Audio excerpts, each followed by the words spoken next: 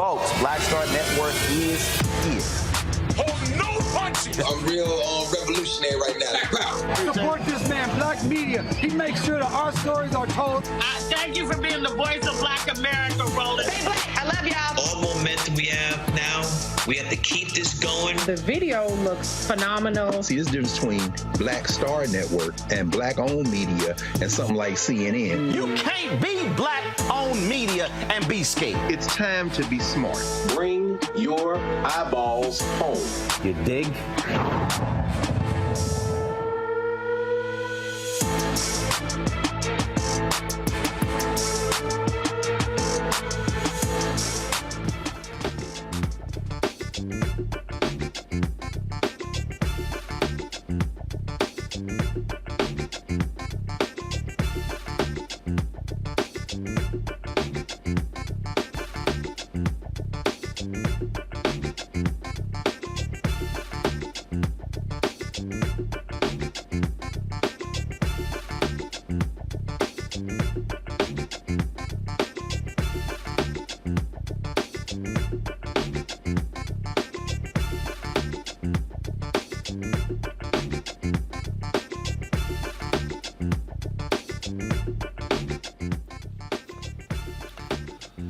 Today is Thursday, June 29, 2023, coming up on Roland Martin Unfiltered, streaming live on the Black Star Network, live from New Orleans. The Supreme Court strikes down affirmative action in colleges. We have complete coverage.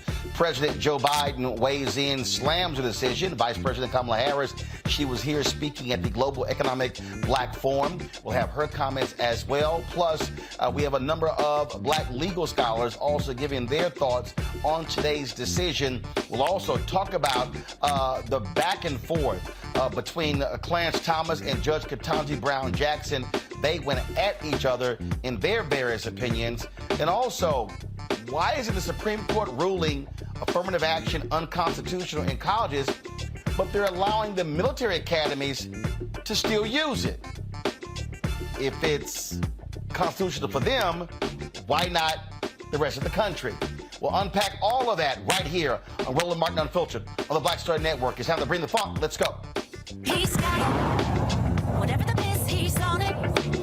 Whatever it is, he's got the scoop, the fact, the find. And when it breaks, he's right on time and it's rolling. Best believe he's knowing. Putting it down from sports to news to politics. With entertainment just for kicks, he's rolling. It's on go, roll, y'all. It's Roland Martin, yeah. Rolling with Roland now. He's funk, he's fresh, he's real, the best. You know he's Roland Martin now.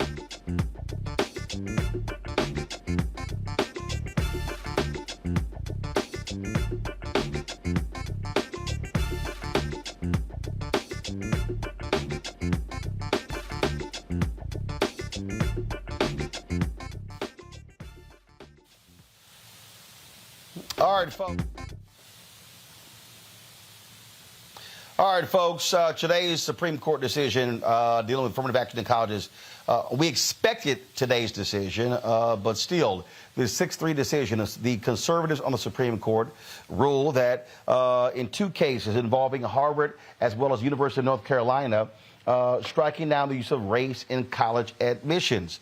This was Christmas Day, if you will, for Clarence Thomas. He's been waiting for this moment, and man, the opinions between him and Judge Ketanji Brown Jackson were absolutely on fire. Joining us right now, Dr. Walter Kimbrough. He's a member of the President's Advisory Board on HBCUs. He's a past president at Philander Smith College and Dillard University. Damon Hewitt, president and executive director of Lawyers Committee for Civil Rights under Law out of D.C. We also have Dr. Jeremy Levitt, distinguished professor of international law, Florida A&M University College of Law, and Tiffany Brewer, assistant professor of law at Howard University. I want to start with you, Damon. Walk us through this decision. It was one, again, that we have long been expecting. We knew how this conservative Supreme Court was going to rule. What did they actually say with regards to Harvard and University of North Carolina, and what is going to be the impact on other institutions all across the country? Well, Roland, look, first, this court has struck down the admissions policies at both of the schools, but it did so in a very strange way. It obviously did not fully affirm precedent, but it also did not outright overrule all precedent. It actually underruled the precedent. It basically took the law and put it in a knot, in some kind of pretzel, and said, here, figure this out, y'all. Essentially, this court has essentially said, look, we're going to apply Grutter as if it's still good law, but these policies didn't adhere to Grutter. Now, if the UNC policy and the Harvard policy did not adhere to Grutter, then the question remains, what really does? So it's really intellectually dishonest, which is one of the worst things you could ever say about a Supreme Court decision. It doesn't make a lot of sense in law, in fact, or in history. And this is where I'm confused, because there was a very strange footnote in this decision. Whether they said the United States, as an amicus curiae, contends that race-based admissions programs further compelling interest in our nation's military academies.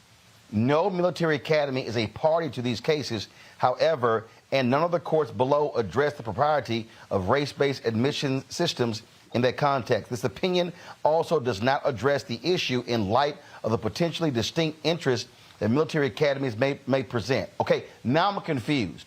So how can you make a constitutional decision but say there's a compelling interest for diversity in our military academies, but for the rest of the colleges and universities, we're good? I'm confused. That's what I mean by intellectually dishonest, Roland. I mean, it may be, this is not an actual ruling on the military academies, but it may be okay to keep our nation safe because it's important. But it's not okay, at least at UNC and Harvard, to promote opportunity for black folks, especially at a school like UNC, a state that enslaved black people, a university literally created, the nation's first public school, university, created to educate the children of slave owners, that where black folks suffer from Jim Crow and continue, even until recently had a Confederate monument on campus. So it's good enough potentially for military, but not for black and brown folks here. Intellectually dishonest. I mean, I will say this though, Roland. Chief Justice Roberts did say that nothing in the opinion prevents universities from asking students about their experiences with respect to race and essentially racism. And so here's the other side of that. There's nothing that stops black and brown students from talking about who you are. So our message to students is flood the market. Tell them exactly who you are, all over your essay, all over your application. Let them know who you are. Because the truth is, as much as this court may want it to be the case, nothing can really stop the fact that we're a race-conscious society. And we also are going to have a race-conscious future, no matter what this court decides. Now, Ed Blum, a white man who's been against affirmative action for a very long time, he challenged, of course, California state. He led this lawsuit. And so you had these Asian American students who contend that they were being discriminated against by Harvard, and more of them should have been admitted to Harvard based upon merit. But here's the problem, Damon. Their problem ain't affirmative action. Their problem is white folks in legacy. And the Supreme Court said nothing about that. Nothing about that at all. Now, look, legacy admissions are kind of like the grandfather clause in voting rights in the days of Jim Crow. If your grandfather could vote, then you can vote too. This is just like saying, well, if your grandparents could attend UNC or attend the UNC or Harvard, then you can too. That's essentially what it is. There is some structural racism in that very structure to leave that in place. Now, we don't like legacy admissions to begin with, but if all you're left with is something like that without real consideration of race, then you're talking about a whole new type of civil rights violation, a violation against black and brown people whose grandparents and great-great-grandparents were not able to attend these schools, not because they didn't want to, not even because they couldn't afford it, but because they were not allowed to. They were not welcome in these institutions. That is structural racism at its worst. Indeed. Damon Hewitt, Law Committee for Civil Rights and the Law. I appreciate it. Thank you so very much. Tiffany, I want to go to you. Again, I want to stay on that particular point. And again, I'm looking at all of these white conservatives, Tiffany, and they are ecstatic with today's decision. And I keep responding to them, to the Ben Shapiro, to the Eric Ericksons, to the Charlie Kirks, to all of them, to the David Frenches of the world. Why is it y'all are so silent on legacy? Even Clarence Thomas, in his opinion, he's talking about merit, and merit is the most important thing. We know for a fact that 45% of the students at Harvard are in because of legacy or they're athletes. This ain't about merit. And I dare say, Tiffany, these Asian American students who now think that they're going to now see an explosion of admissions at Harvard and Yale and all the Ivy League schools because of their SAT scores, nah, they're still going to be impacted by legacy. Yeah. Well, I agree with Damon wholeheartedly when he started the conversation by saying that the decision is intellectually not honest. But we're not surprised by this because the court, over a decade ago was hinting in their decisions that they see that, we're really a racially blind society. So we saw this coming. But certainly ignoring legacy admissions, and particularly the high rate of legacy admissions at some institutions historically, some of the best institutions historically, completely ignores the very argument that the conservatives were seeking to make. And we are not a race-neutral society. We probably never will be because we still have not truly acknowledged and have a debate right now the impact of slavery that we still feel and how it impacts educational systems as well and opportunities for students to even matriculate.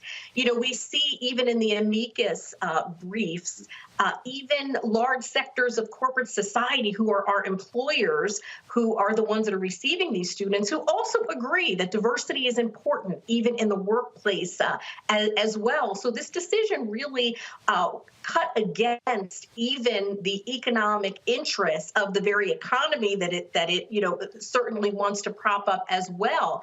And we are not going to be better off. I agree with Justice Sonia Sotomayor, who said that this has a devastating impact that cannot be overstated. So ignoring the impact of legacy admissions is absolutely intellectually dishonest, and it's why the American people are starting to distrust the Supreme Court as an institution as we speak. Jeremy, when we look at this case, again, you look at these arguments that were being made by these Asian American students. Some of them are laughable. One of these students went on Laura Ingram's show on Fox News a couple of weeks ago and talked about how he applied to Stanford and all of these other schools in California, and he couldn't get in because of affirmative action. Well, we knew that was a lie because they banned affirmative action in California schools a long time ago. So what you ended up happening here was, and let me know if I'm making this way too simple. You got a group of Asian American students and their parents who were pissed off that their kids were not getting into Harvard, Yale, and Ivy League schools. So they decided to sue. So now what they've done is upend the entire system because a few of them didn't get in, and they're blaming it on affirmative action when the very system is what kept them out, legacy, is still in place. The Supreme Court didn't address that. Supreme Court didn't address gender. We know white women have benefited from affirmative action more than anybody else. And so I'm sitting here going, what did you accomplish except screw it up for a lot of other people? Yeah, I mean, I can't disagree with that. There's so much to unpack here. First of all, the Asian students that filed the claim assumed that they were qualified on all other criteria. So test scores are one criteria, race is one criteria, but often they don't have the same level of public service. attachment and engagement with the community, and other things that universities look at. So it could be a myriad of things. The assumption here is if you score high, you're being admitted, and that's not always the case. We know that to be true. I've been the dean of a law school. That's not necessarily the case. But this case is dangerous because essentially what it does is it eliminates the compelling government interest and narrowly tailored test of scrutiny. So it really does override the Grutter case to eliminate the use of race even as a compelling factor in college admissions. And I think you're right to point out here, well, why in the military? Well, I think that's clear. They need brown and black bodies in the military. So they're willing to give an exception for that. So we're available to go to war for America, but not attend its public universities based on our race. We're available to be recruited as five-star athletes to Division I and II schools as black athletes, but race is not a factor. What if we take race out of the factor for the recruitment of college athletes? Because there has to be a nexus between race and athleticism. If that weren't the case, we wouldn't be filling up the benches of football teams and basketball teams across the country. So race is convenient for them. For me, this is another episode of what I call the kind of lawfare that the Supreme Court has made against African Americans. We can look at the Dred Scott decision in 1857, where they said that black people weren't citizens of the country and had no rights for which the white man was bound to respect. We can go to Plessy versus Ferguson in 1896 that essentially overrode the 14th Amendment in 1868. Right, that essentially said that we're going to make it equal, but we're going to make it separate. That is the order of the day until 1954. And between 1954 and the mid-1970s, we fought to desegregate. So there really hasn't been time for us to have the equality affirmative action that so much of us think is relevant and proper given the history of discrimination. Here's the thing that is interesting to me also here, Dr. Walter Kimbrough. And as I look at this and look at this ruling, and then look at this whole reaction, and that is, again, so you had the Harvard case, you had University of North Carolina, and Supreme Court now wants to put the onus on the students, how you can, what you can bring up, and what you can speak to. But what's also fascinating, again, is to hear all of these people keep yelling merit, merit, merit. And they keep thinking that everything is based upon, well, I had high grades in high school and my test scores. I think about Abigail Fisher, the white girl out of Texas, when she sued the University of Texas because she contended, I didn't get into the University of Texas because of affirmative action. Well, what happened during depositions? They discovered that there were a lot of white students who had lower scores than she did, but got admitted. And so what always happens here is, whether it's Abigail Fisher or these Asian American students, it becomes, I didn't get in, so it must be the black and brown people.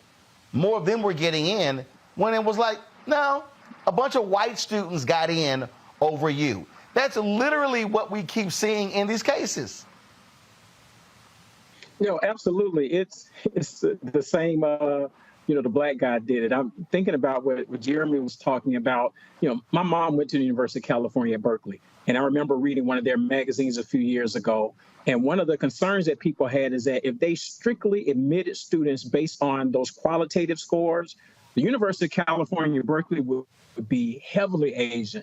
And so people are uncomfortable with that. And so they really have been depressing even that level of enrollment, and no one's complaining about that. And so how do they depress it? With the legacies and all these other things. Like Jeremy said, the athletes, if we're just going to use admission criteria, let's use it for the athletes. Let them meet the same level of admission requirement. But we look at athletics as a special quality that they're bringing to the institution, and people get excited about that. So black and brown students have always been the easy target to say, well, it must be their fault, when actually it's not their fault. And when you, like you said earlier, when you start looking at legacies, the major donors, those are the people that are impacted. And some of these institutions don't want to look like, Berkeley doesn't want to be 70% Asian.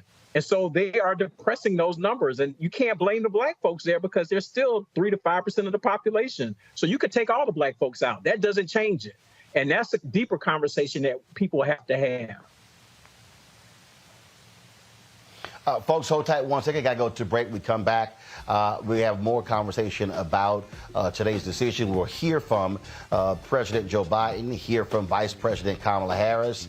All of that as we continue our discussion about this Supreme Court decision banning the use of race in college admissions today and announcing a 6-3 decision. We'll discuss more right here on Roland Martin Unfiltered on the Black Star Network. Hatred on the streets, a horrific scene, a white nationalist rally that descended into deadly violence. White people are losing their damn minds. An angry pro-Trump mob storms the U.S. Capitol. We're about to see the rise of what I call white minority resistance. We have seen white folks in this country who simply cannot tolerate black folks voting. I think what we're seeing is the inevitable result of violent denial. This is part of American history. Every time that people of color have made progress, whether real or symbolic, there has been what Carol Anderson at Emory University calls white rage as a backlash. This is the rise of the Proud Boys and the Boogaloo Boys. America, there's going to be more of this. Here's all the Proud Boys, Dave. This country is getting increasingly racist in its behaviors and its attitudes because of the fear of white people. The fear that they're taking our jobs, they're taking our resources, they're taking our women. This is white fear.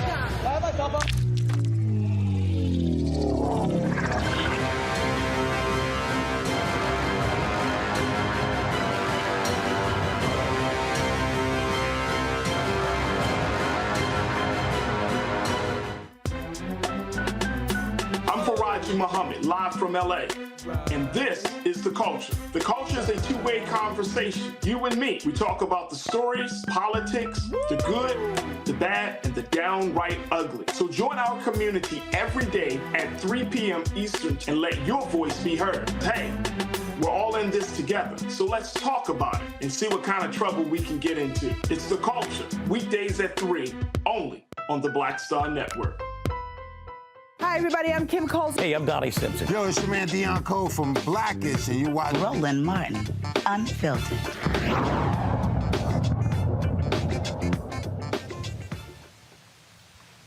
All right, folks, we're back on Roland Martin Unfiltered. It was immediate reaction across the political spectrum today when the Supreme Court decision came down. Here is what President Joe Biden had to say about today's ruling.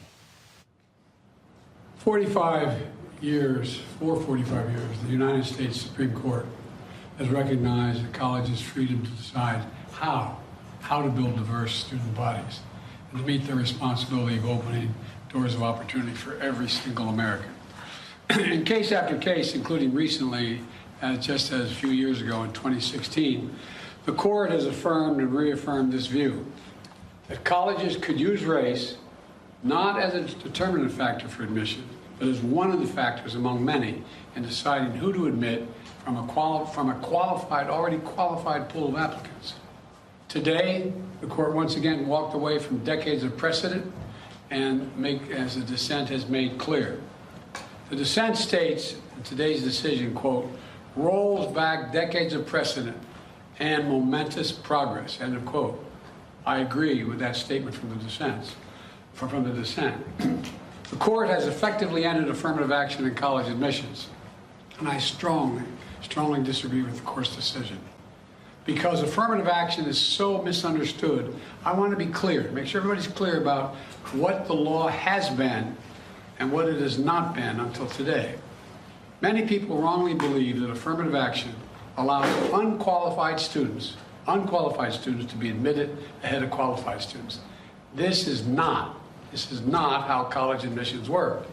Rather, colleges set out standards for admission, and every student has to meet those standards. Then and only then, after first meeting the qualifications required by the school, do colleges look at other factors in addition to their grades, such as race. The way it works in practice is this. Colleges first establish a qualified pool of candidates based on meeting a certain grade, test scores, and other criteria. Then and only then, it is from this pool of applicants, all of whom have already met the school standards, that the class is chosen after weighing a wide range of factors, among them being race.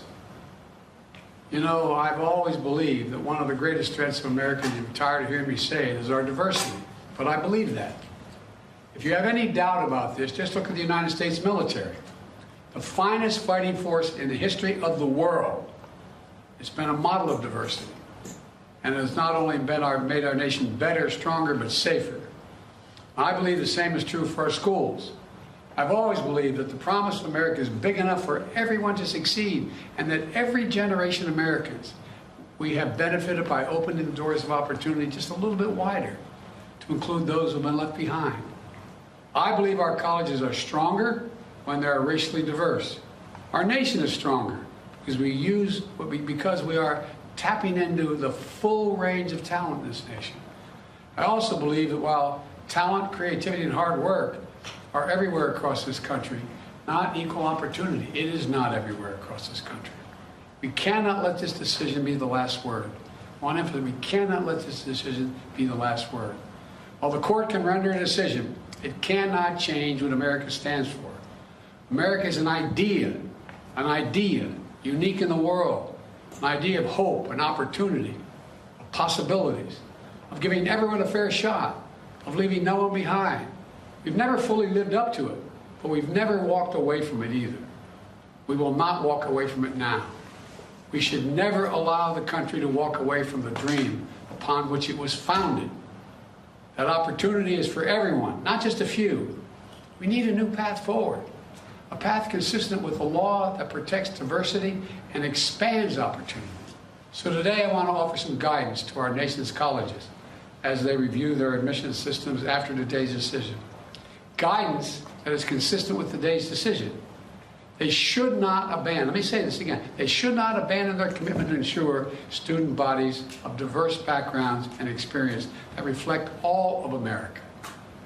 What I propose for consideration is a new standard, where colleges take into account the adversity a student has overcome when selecting among qualified applicants. Let's be clear, under this new standard, just as was true under the earlier standard, students first have to be qualified applicants. They need the GPA and test scores to meet the school's standards. Once that test is met, then adversity should be considered, including students' lack of financial means, because we know too few students of low-income families, whether in big cities or rural communities, are getting an opportunity to go to college. When a poor kid, maybe the first in their family to go to college, gets the same grades and test scores as a wealthy kid, his whole family's gone to the most elite colleges in the country, and his path has been a lot easier. Well, the kid who faced tougher challenges has demonstrated more grit, more determination, and that should be a factor that colleges should take into account in admissions, and many still do. It also means examining where the student grew up and went to high school. It means understanding the particular hardships that each individual student has faced in life, including racial discrimination that individuals have faced in their own lives.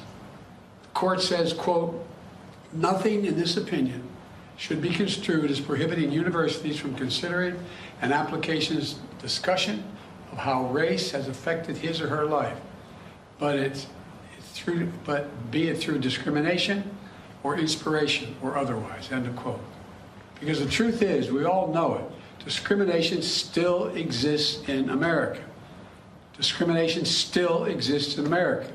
Discrimination still exists in America. Today's decision does not change that.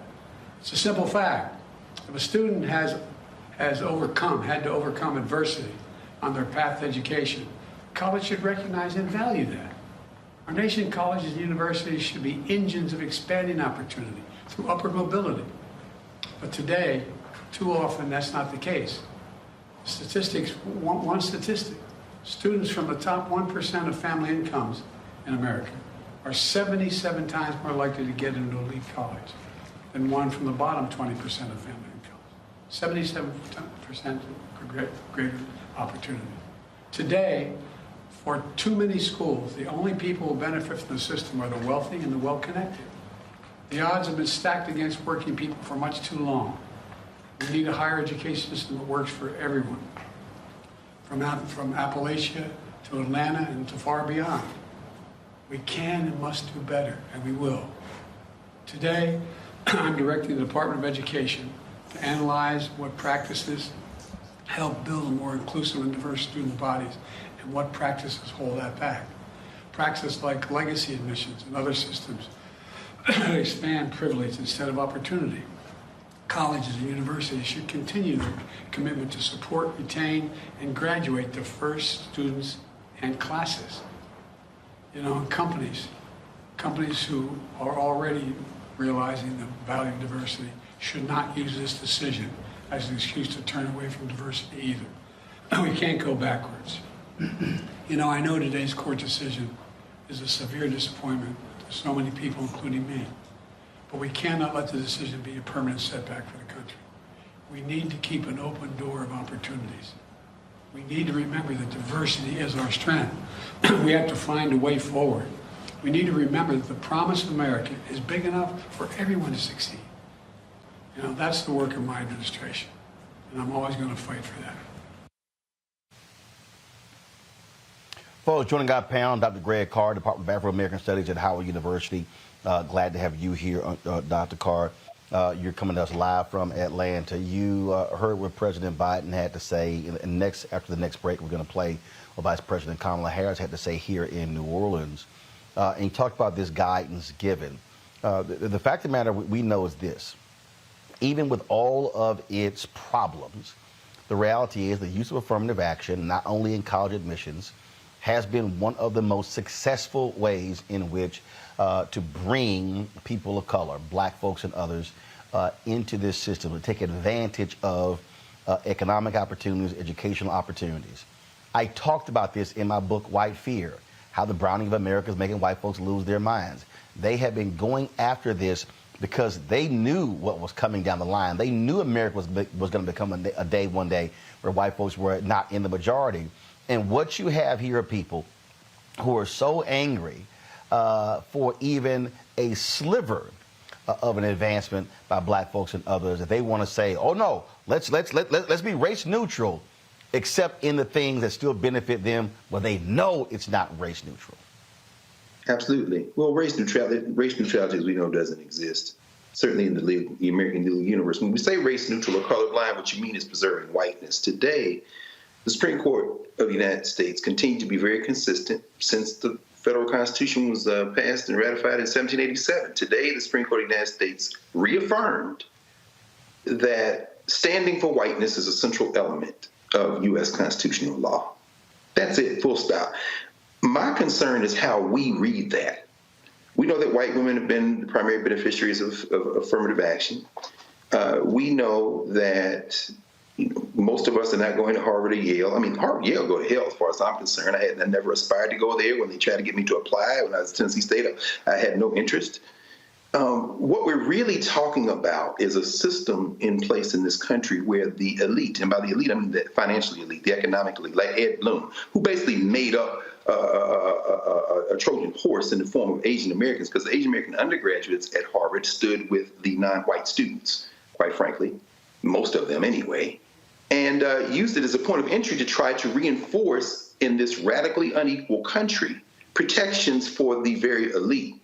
Ketanji Brown Jackson in orals, and by the way, congratulations, of course, to KBJ, because she, unlike Alito and Thomas, has morals and recused herself from the Harvard case, but did write in dissent for the North Carolina case. During the orals, she asked, so if a student applies, I'm sure y'all probably talked about this, but if a student applies and writes in his admissions statement the impact of being a fifth-generation person applying at the University of North Carolina, in other words, writes about legacy, is that allowed? The lawyer said yes. And then she said, but if another student writes and talks about being the first in her generation to be able to apply because of segregation, can she write that? And the answer was, almost sounded like Tim Scott talking. So what we're really talking about is protections for whiteness. And the deeper question, as far as I'm concerned, as black people concerned, is why do we mistake the advancement of a handful of folk into the economic elite as a proxy for the advancement of all of us? As you say, I'm in Atlanta right now. The future of higher education, it seems to me, should look a lot closer to Georgia State University. Over 30,000 students, about 40% black, about maybe 27 just shy of 28% white, and Walter knows what I'm talking about, President Kimball knows what I'm talking about, double digits in Asian and Latino, black president, and access to resources. The whole idea is we have to expand the concept of higher education. Walter, you talking about your mom went to Cal Berkeley. Once they got that referendum in and put that race cannot be included as a factor in policymaking in the state of California, the law school at Berkeley, Bolt Hall, cratered in terms of the number of black people. Now, my question is, why in the hell are you aspiring to that as your standard and model for excellence in the first place? This is the point. I'm not celebrating today, but I'm damn sure not nearly as worried about this as a lot of people who simply haven't thought through the impact of stigmatized blackness and aspiring to proximity to these elite spaces as some kind of proxy for advancement for the race. This is the deeper question that this case invites us to have conversation in the black community. Well, Tiffany, I think that as how I saw this here, I mean, and again, I'm not sitting here attacking the students or the parents, but I go back to these exclusive schools in New York City when the previous mayor tried to make changes to them. And there was a lot of Asian American parents who were like, how dare you? Because their children. So what did you have? You had this insistence on high grades and high scores in the hiring of tutors and all those different things. In fact, I'm going to read what former First Lady Michelle Obama had to say about that, because she addressed that very issue. And so what you have here, so to Greg's point, why are these students so insistent? Because they understand that the elite schools, every single one of those Supreme Court justices, where do they go? Where do the folks in Washington, D.C. look to hire, with all those same Supreme Court justices, hire clerks? For all of Ruth Bader Ginsburg and how wonderful she was and how liberal she was, how many black clerks does she have? Are they choosing clerks from HBCU law schools? No, they're not.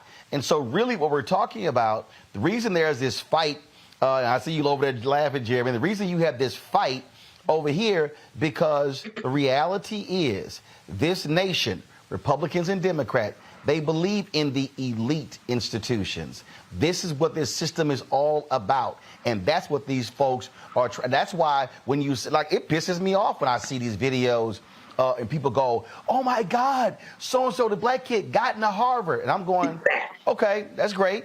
And again, for me, I don't, I get it, but I'm not tripping, because I'm going, wait a minute, so I should be excited because a black kid got to Harvard, but not be excited if a black kid got to Howard? That literally is what we talk about, what is being created. Tiffany, go ahead. Well, I think we should be excited about both, Roland, really, because it comes down to also autonomy of how. Let me be real clear. I'm excited at Harvard. Tiffany, I'm excited when they get into Harvard, when they get into Howard, when they get to Kennedy King College, the City College in Chicago. See, I'm excited about all of them. But what I don't like is when we as black folks, when we say, oh, getting into Harvard is bigger than getting into Howard. That plays into white validation. Absolutely, and we have to reject that. And we have to have enough pride in the messaging that we have about the value of historically black colleges in particular, and even look historically at how they were founded and how our ancestors did so much with so little, and are we even fulfilling that responsibility and legacy? But we cannot equate the access to elite institutions as validation of our ability to succeed. So I don't want this decision to be, certainly interpreted that we can't aspire to these elite institutions, or that now everyone has to go to HBCU. But what if everyone did go to an HBCU? You talked about the athletes earlier. What if the athletes, who perpetuate some of these institutions that do not consider race, what if they went to HBCUs?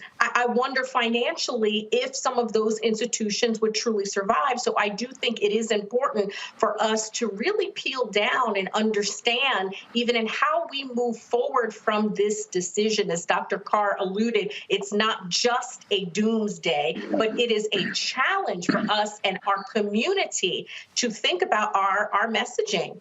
You know, I went to a predominantly white institution. My husband went to Morehouse. And as we talk more and more, I'm like, I should have gone, but you talked about why, I was listening to, I knew I wanted to go to law school. So I'm listening to and looking at all the Supreme Court justices that went to certain institutions.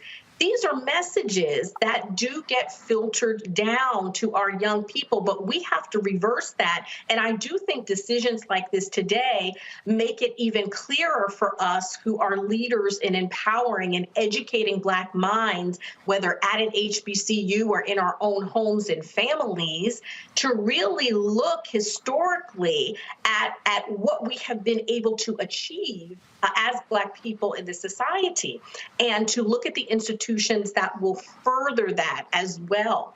And one thing we haven't, really talked about, we talked about how white women have been the largest beneficiaries of affirmative action. But when we really look at the impact of this decision moving forward also on Black women, who, when we look at an intersectional analysis of how Black women have been faring, in the profession of law, in other professions, I think this type of decision can have devastating impacts on Black women's advancement as well, in a very disproportionate way than it would clearly have on white women.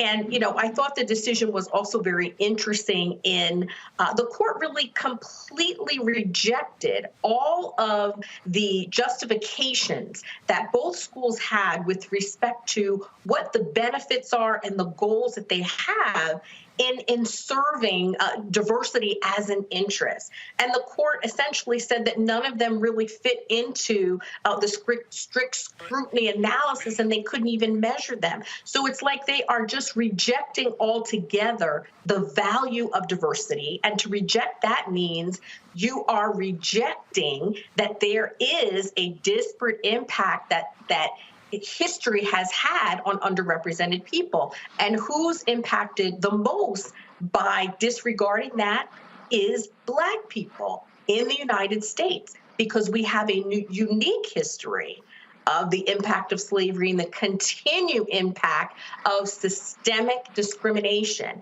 And this is another furtherance of systemic discrimination in our society, unfortunately. Hold on one second. Going to a quick break, 2 minutes. I'll be right back, and we'll continue the conversation. We'll hear from Vice President Kamala Harris. We'll also read for you the statement from Michelle Obama. And also, I'm going to play for you. 2004, I specifically questioned President George W. Bush about affirmative action and about legacy. Wait till I play that for you. You're watching Roland Martin Unfiltered on the Black Star Network. Download the Black Star Network app, Apple phone, Android phone, Apple TV, Android TV, Roku, Amazon Fire TV, Xbox One, Samsung Smart TV. Also support us by joining our Bring the Funk fan club. Your dollars make it possible for us to cover the stories that we do every single day. Trust me, this conversation that we're having right here with Black education and legal minds ain't happening in the mainstream media. It ain't happening in the Black-owned media. It is only happening right here. So please support us with check and money orders. P.O. Box 57196, Washington, D.C. 20037-0196. Cash App, $RM Unfiltered. PayPal, R Martin Unfiltered. Venmo is RM Unfiltered. Zelle, Roland at RolandSMartin.com. Roland at RolandMartinUnfiltered.com. We'll be right back.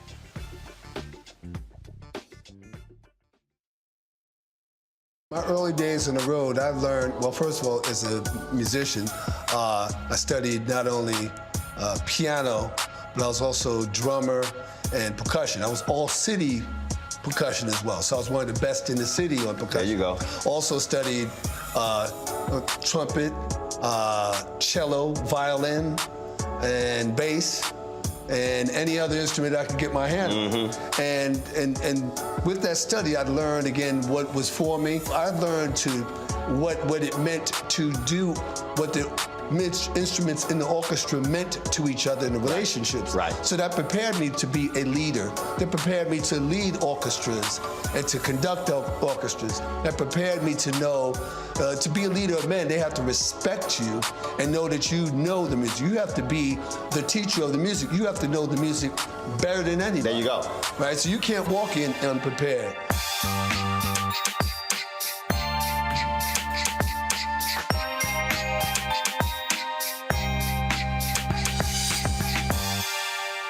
Up next on The Frequency with me, Dee Barnes. She's known as the Angela Davis of hip-hop. Monet Smith, better known as Medusa, the gangsta goddess, the undisputed queen of West Coast underground hip-hop. Pop locking is really what indoctrinated me in hip-hop.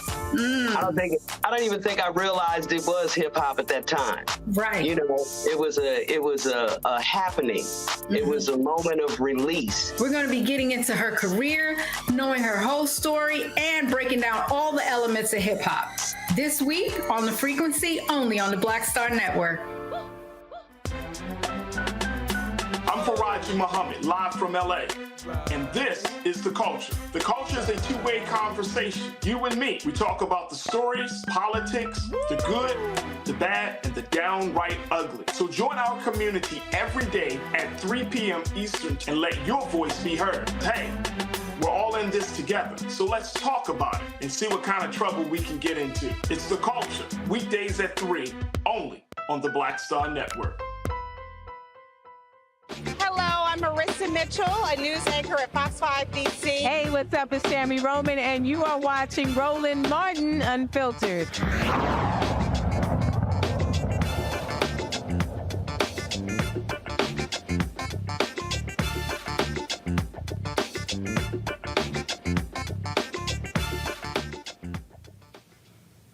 Folks, I'm here in New Orleans for Essence Festival 2023, and there was a global black economic forum sponsored by Essence Ventures. Vice President Kamala Harris was speaking, and before she made her remarks, she did address this Supreme Court decision. I prepared to have a very long conversation with you about many other matters, and then the highest court in our land just made a decision today on affirmative action, and I feel compelled to speak about it. And I'm sure that I share the sentiment and the feeling of everyone in this room in terms of the deep disappointment. I encourage everyone, by the way, to read the dissenting opinion of Justice Ketanji Brown Jackson. I encourage you to read it because she is a beautiful writer who is compelled by logic and a knowledge of history and a clarity of thinking about where we have been in as a country and where we have the potential to go. And what she so rightly has articulated, as I take away from her writing and the way I feel about it, is the disappointment is because this is now a moment where the court has not fully understand the importance of equal opportunity for the people of our country. And it is in so very many ways a denial of opportunity.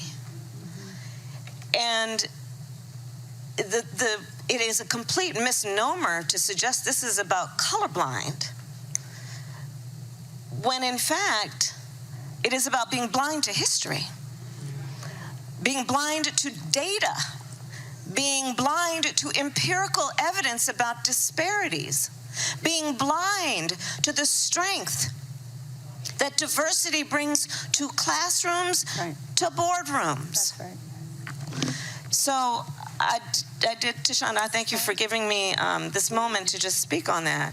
And I think that there is no question we have so much work to do. And the president spoke so eloquently earlier today about this. Our administration will use all the tools in our power to continue to applaud policies that understand the importance and the significance and the strength of diversity in all of those places.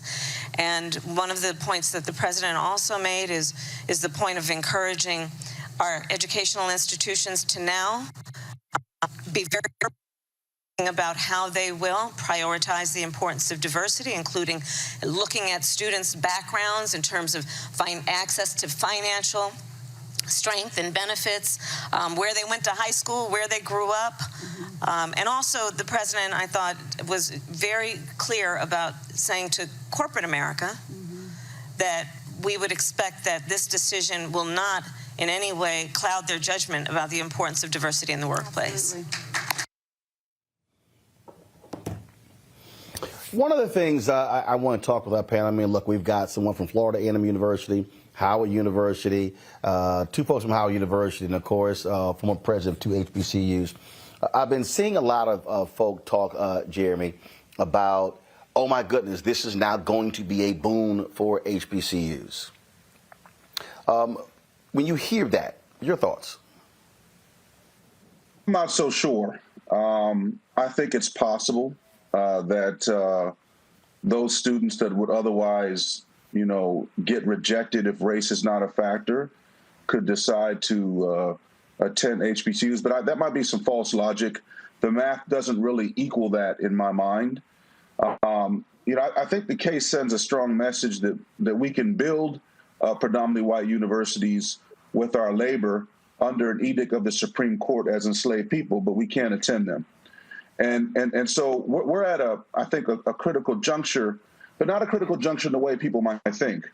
We're past the time where we got to start thinking out of the box. For example, why don't we have HBCUs in the northern part of the country? Why don't we have private HBCUs in the northern part of the country? Are we thinking out of the box about the kind of educational institutions we need to create?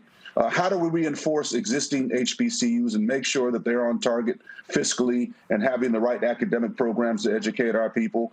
Listen, I didn't want to attend Harvard. I wanted to know what Harvard's daddy thought. So I went to Cambridge in England, and I learned a whole lot about Harvard and Yale in doing that, right? So the idea is that teaching at an HBCU for me is enriching because I have a multitude of diversity. We often don't think of HBCUs as diverse, but they are probably the most diverse institutions in America. We have whites and Latinos and every other group there, as the panelists know. And so I wouldn't get too caught up in some of the rhetoric about that. What I would do, though, is say that we have to start thinking strategically about a court that has made lawfare against us for 400 years, a court that has systematically discriminated against us, a court that has not given us any breathing room in affirmative action to rebuild and repair the damage that has been done. And so we can't count on the court, and we really can't count on governmental institutions. This has been in the making for a while. If we go back to the prior decision in the Fisher case and look at the dicta of Justice Scalia. Justice Scalia made it very clear, right, almost as a pretext to this case, that maybe blacks are too inferior to attend elite white universities. Maybe they should go attend HBCUs. So the logic of this has been a part of the thinking in this system for a long time. We've just arrived now at a critical juncture where we were always supposed to be. Right, I think there's been a myth of white education and what going to predominantly white institutions does for African Americans. And in fact, we destroy a lot of our young people in these institutions, quite frankly. So I think we have to start thinking out of the box so that we can conceive of a new paradox in education for ourselves and quit always reacting to what white people do and don't do in terms of the structural racism that they pronounce upon us. Walter, it is what I have been trying to lay out to people for quite some time is, especially black people and conscious white people, is to understand the assault that is taking place. So, for instance, Byron Donalds, congressman from Florida, he wrote some little silly tweet that literally made no sense. Some other people talked about how, oh, this is now an attack on woke. And I need people to understand that this Supreme Court decision, first of all, was tailor-made in terms of how Ed Blum filed it for the conservative Federalist Society Supreme Court justices. They thought that independent state legislature theory was going to fly. They got 3 votes. Didn't get 5, but they got 3. You look at CRT. What I keep saying is they're going after any diversity initiative in corporate America. You already see how they attack Bud Light and Target when it came to transgender, when it came to LGBT. So what black folks need to understand is that the assault that they are waging, this battle, this war, is not limited to education. They have seen how effective it has been, and they want to slow it down and get rid of it to make it more harder for the next 50 years, and we should be much more fortified for the battle at hand. No, I mean, I definitely agree. I think this is a larger attack on pretty much everything black, and they're looking to do that. I wrote an op-ed for the AJC a few months ago when they were doing some of those kinds of things led by the lieutenant governor. And basically, I just said he just didn't like anything black. And so we're seeing a lot of that. I'm thinking about what Jeremy is mentioning in terms of, what this means for HBCUs. I mean, I think there's going to be a range of people. I think that you will see some more interest from some folks because they're going to realize, first of all, what they did was gut all the diversity offices. So if you get to one of these campuses, you're not going to have any support. And now a lot of students who are making decisions will realize that there will be fewer black students in years to come. I'm in an interesting position because I have a rising senior who is now going through that process. And so now she has to factor in different places to say, what is it going to look like in a year? Because the number of students that they have now won't be the same. And so I think that there has been this overall attack and people are saying, what's going to be next? But I mean, I keep thinking about this in the broader higher ed concept, and particularly with HBCUs.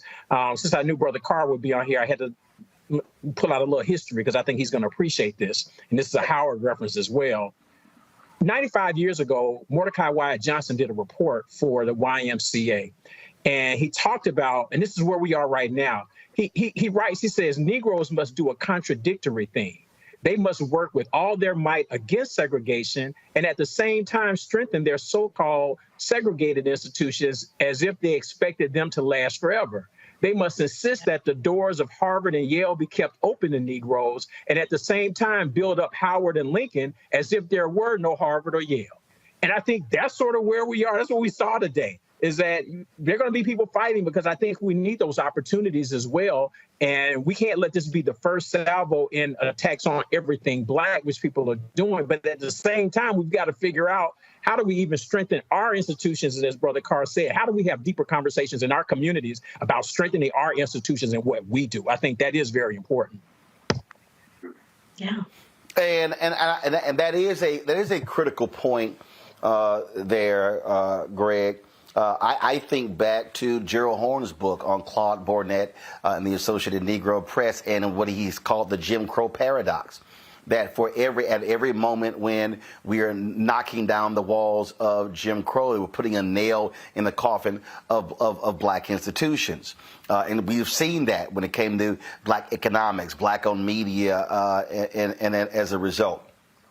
But one of the things that I have been trying to also remind people when we talk about, when I see all the people commenting about, what this could mean for HBCUs. Well, just look at the last 5 years, especially after the death of George Floyd in 2020. In the last 5 years, we've seen a tremendous increase of students applying at HBCUs. Well, here's one of the issues. If you don't have the infrastructure, you got to be able to keep up. And so we see at Texas Southern University, Howard, Tennessee State, multiple Florida A&M, having to put students in hotel rooms. And so then somebody tweeted me back. They said, yeah, but if they get more students, it means more money. I'm like, no. I said, you need the infrastructure now. You can't wait till they show up and then go, oh, here's an influx of money. And I said, no, you have to be prepared for that. To Walter's point, this has to be a conversation of how are we building up institutions, because the numbers are the numbers. 237,000 students go to HBCUs. There are 1.6 million black students who go to PWIs. If 10% of all black students at PWIs decide tomorrow to go to HBCUs, they literally cannot handle that infrastructure. And so we have to understand infrastructure and capacity if we're talking about, people love to say, man, use our own, build our own. Yeah, but if you don't understand what building means, that's just a whole bunch of words strung together. Sure. Hey, Roland, I have to echo Brother Levitt. Prof, you're right. The HBC classification is a strict one based on history and experience, as we know. But I would count Medgar Evers in Brooklyn. I would count Chicago State in Chicago. You say Kennedy King. There are a number of schools, community colleges, Philadelphia. All those things, all those are spaces where our people can get a quality education. Now, we also have to factor in the fact that higher education has been completely disrupted. So, you know, with the emergence of online learning and then COVID disrupting things, the price point is way too damn high. I wouldn't be caught dead in Oxford, Cambridge, or Harvard. And, you know, Prof, I hope you appreciate that, especially since you're at FAMU, where my old professor from Ohio State, where Purnell spent many years after he left Ohio State. So I know you appreciate that, but I give a damn about Cecil Rhodes and his mama. But the point is this. The point I'm about to make is this.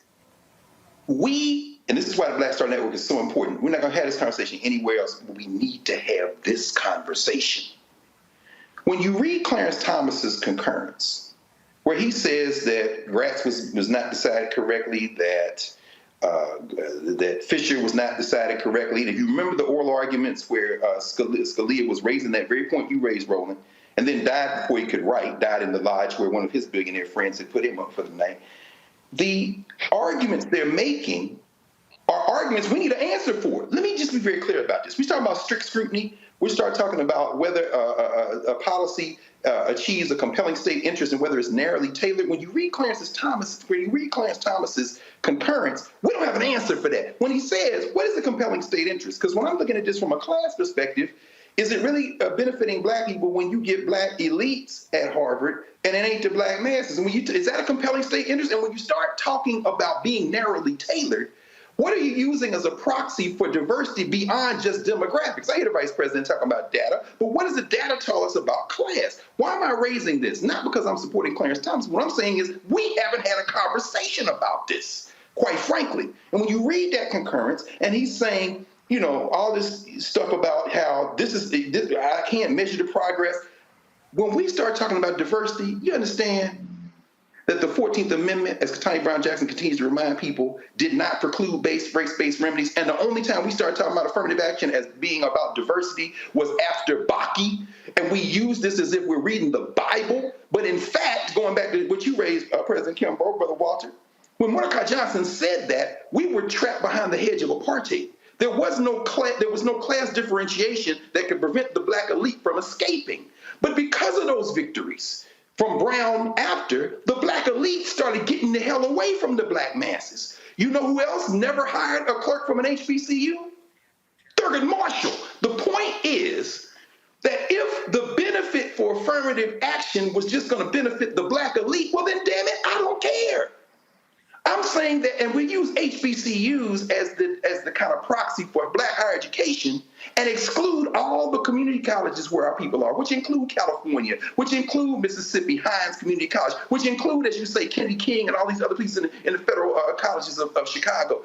Then what we are saying is that our valuation of what it means to be black and move together in this country, really what we're talking is we just want to develop the black bourgeoisie and use us as some kind of proxy for advancement of the race. And I'm telling you right now, at a time when the white bourgeoisie is turning away from higher education and it is being disrupted, we're going to be left holding the bag in a conversation that if we don't have it now, and when I say we don't have it now, what I'm saying is when you read this 237 pages, what you're going to discover is nothing in it that's going to address these issues that we are raising that we don't have answers for, that this white nationalist majority is being able to use to reinforce whiteness. And our response is, but let us in. That's not enough, man. I do want to throw this out. And look, I got the four of you here, and I was in a group chat, and we were talking about this here. So, all right. So, I think we're already seeing this. So, let's say you do see this explosion on HBCU campuses. Well, aren't we also going to see that even the HBCUs are going to become more selective as to who they're letting in? And so what then happens to those black students who are not, frankly, the upper echelon of black students? I mean, we're going to have to grapple with how are we educating folk who are not the best of the best, not in the top 10%, not the talented 10th. How do we deal with, again, the individuals who, you know, they weren't 3.8, 3.9, 4.5, 5.0 or whatever, but there have been people who have gone on to do great things because they simply got a shot. Just would love to hear your perspective. I want to hear first from the former president of 2 HBCUs first, because that could be because we're actually even seeing that right now, Walter. Yeah, I think there's always been a range of institutions. So HBCUs aren't a monolith. I was president of 2 institutions. Dillard would be a part of that group that we call the Black Ivy League, and that's with the Howard and Hampton and Morehouse and Spelman. Philander Smith was not that, and it really served these sort of low-income folks from Arkansas that were really sharp. But Philander Smith was a place that produced Joycelyn Elders and James Cone, father of Black liberation theology, and his brother Cecil Wayne Cone, and Robert Williams, a father of Black psychology. So there's always been a place. So I agree with you. I don't think everyone, and just based on my experience, I don't think everyone will rush toward that. The challenge, I think, for some to rush toward that is that when you get these outside pressures saying, well, you're not doing a good job because your students don't graduate at a certain level. And those graduation rates a lot of times are determined by socioeconomic status. So you have a lot of Pell Grant eligible students, your graduation rate is lower. That's just part of it. But it doesn't mean that those places in these small towns aren't doing a good job. So I think there's always going to be a place, and there will always be HBCUs that say, we are not trying to chase the status. But there will be some that have that kind of cachet that people look at. And I think that's fine. But there's going to be a range. But there's always going to be a place for a Howard, and there's going to always be a place for students at a Philander Smith. That's HBCU, very different, but still plays an important role. And I think that to Brother Carr's point, we can't just be places where we're viewed as, a place where the Black bourgeoisie goes. We have to deal with the predominantly Black institutions, like he mentions, the Chicago State, the community college in Alabama now. Those kinds of, all of that, I think, is part of it as well. So that's the way I think there's going to always be that range. And I just, based on my experience, I don't think everybody is going to try to rush toward that kind of say, how do we get better? A lot of people are just trying to get students right now to keep the doors open. So they're just looking for the students. And if this helps drive some of those students there, those students will have a better experience than going to some no-name regional institution that didn't want them anyway. I mean, that's just a fact. That's right. Tiffany, one of the things that I always say when we have these conversations when people are talking about, these elite schools. Look, and I've had this conversation with Black folks who've gone to PWIs and Black folks who've gone to HBCUs. I didn't go to HBCU. I graduated from Texas A&M University. Folks say, well, A&M for journalism, it wasn't Columbia, it wasn't Syracuse, it wasn't Medill at Northwestern, it wasn't all the rest of these schools. You know what? It's a whole bunch of folk, white, Black, and otherwise, who went to all them schools, who spent a whole bunch of money, who not in 3 Hall of Fames. Yeah. So I make the point, it's not fully a function of where you went to school. I get that whole deal. It's the work you do after you get that sheet of paper. Exactly. And it's also about who will hire you to get not only that first opportunity, but retain you and promote you. And many of those employers were part of the amicus briefs that were saying that Diversity is something that they want in the workplace and is a part of the productivity that they believe that can happen in the world. So it is and in their industry. So it's absolutely not just where you went to school, but Georgetown keeps stats, and they say that nearly a third of Black and Hispanic students with high school GPAs of 3.5 or better are actually at community colleges. So I think that the conversation of moving forward also has to be around strengthening the institutions where Black students end up, even outside of HBCUs. HBCUs cannot, as we pointed out, handle from an infrastructure perspective every student that may want to apply after George Floyd. Howard in particular, the law school in particular, was inundated. And every year, from an admissions perspective, the ratio of who we can admit is very low compared to the applications. But we have to be at the table also, Roland. I mean, when in essence, even when the court is evaluating, what factors really meet the test of strict scrutiny or not, there's an underlying assumption of what is qualified. The students and parents that brought these lawsuits have their own definition based on what we've always said in the educational institution is qualified. But we have to get to the table that is defining, even in higher education, what means qualified. Is it GPA? Do we need to consider GPA? How much do we need to consider standardized tests? Do those tests need to be changed? Are we in positions of power to move the needle on what qualified even means? Jeremy, your final thoughts. Well, let me say this. This is a problem created by white people and white institutions. And if they want to solve it, they have the power to solve it. The movement toward test optional institutions, Harvard has the capacity not to have certain entrance examinations.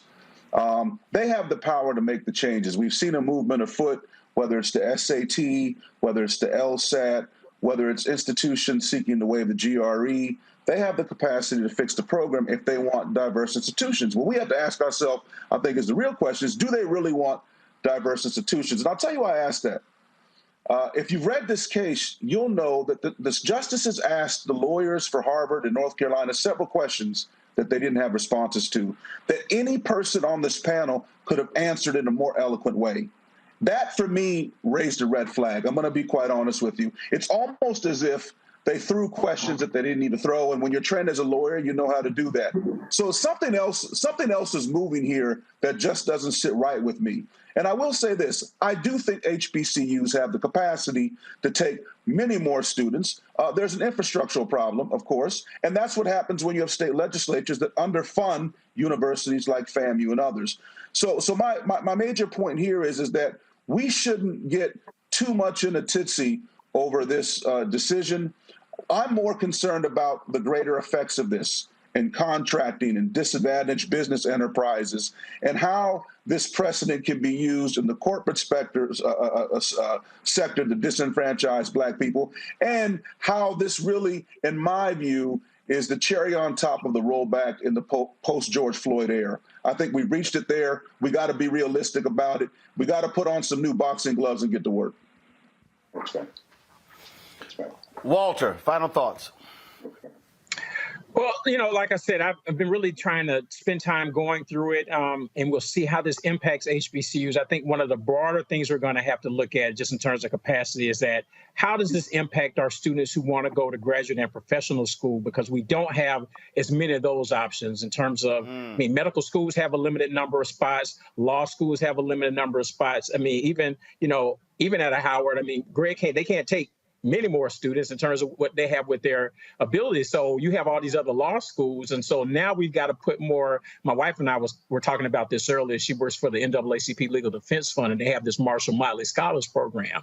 And so now the pipeline programs become much more important now because we have to make sure that these students can get over all these other additional hurdles that are being created for them. So we've got some work to do. We can't just sort of say, oh, well, that's the way it is. We've got to figure out how, because we still need our students to be able to access those places after they leave our institution. So that's part of the work that will happen.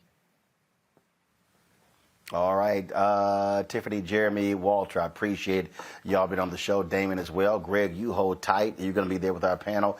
We're going to continue this conversation when we come back.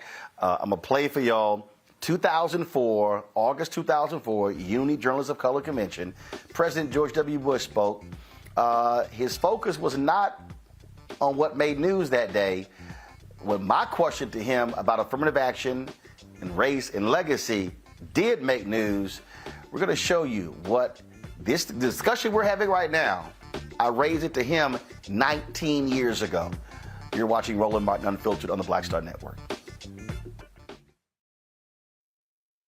My early days on the road, I learned, well, first of all, as a musician, I studied not only piano, but I was also drummer and percussion. I was all city percussion as well. So I was one of the best in the city on percussion. There you go. Also studied trumpet, cello, violin, and bass, and any other instrument I could get my hand on. And with that study, I learned again what was for me. I learned what it meant to do what the instruments in the orchestra meant to each other in the relationships. Right. So that prepared me to be a leader. That prepared me to lead orchestras and to conduct orchestras. That prepared me to know, to be a leader of men, they have to respect you and know that you know the music. You have to be the teacher of the music. You have to know the music better than anybody. There you go. Right, so you can't walk in unprepared.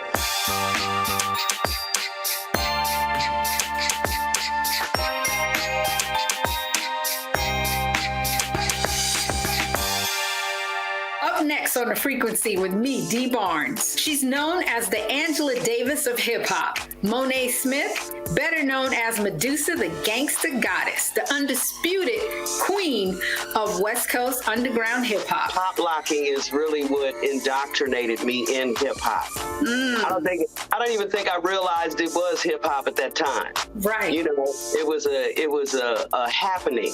It was a moment of release. We're going to be getting into her career, knowing her whole story, and breaking down all the elements of hip-hop. This week on The Frequency, only on the Black Star Network. Next on The Black Table with me, Greg Carr. Succession.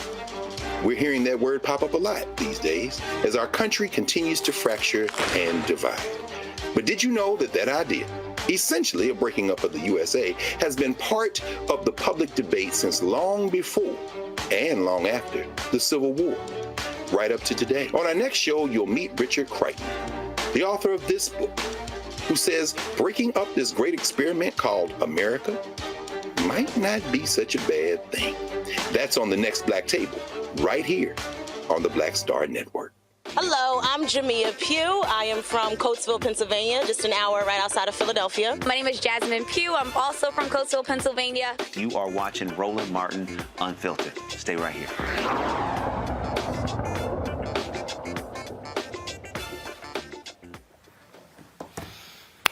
Folks, August 2004, President George W. Bush speaks at the Unity Journalists of Color Convention.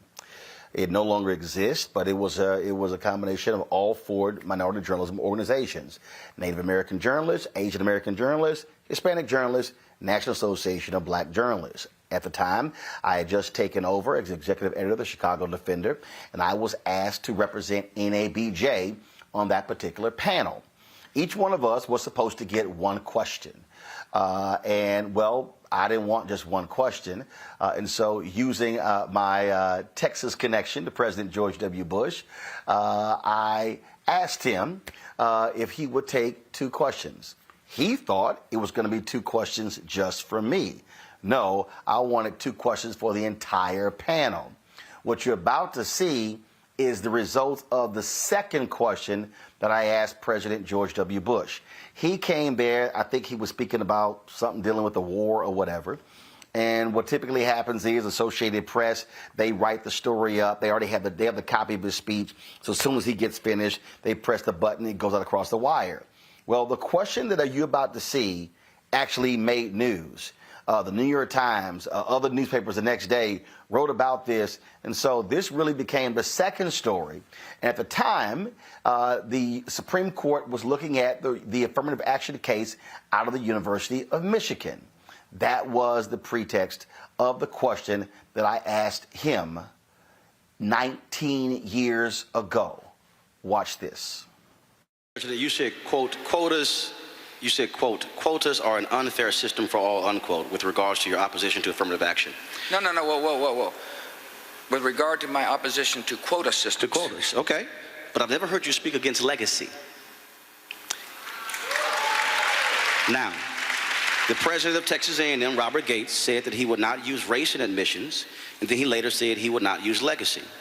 If you say it's a matter of merit and not race, shouldn't colleges also get rid of legacy? And because that's not based upon merit, that's based upon if my daddy or my granddaddy went to my college. Yeah, I thought you were referring to my legacy. That's why I allowed you to go ahead and bring it out. Yeah.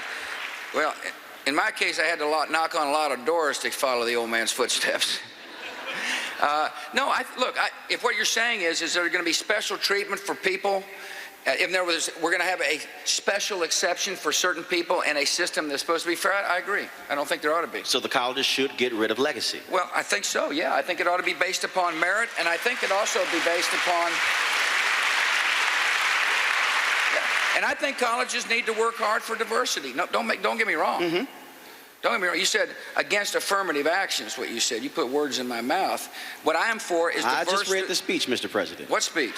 In terms of when you came out against the Michigan affirmative action policy. No, I said I was against quotas.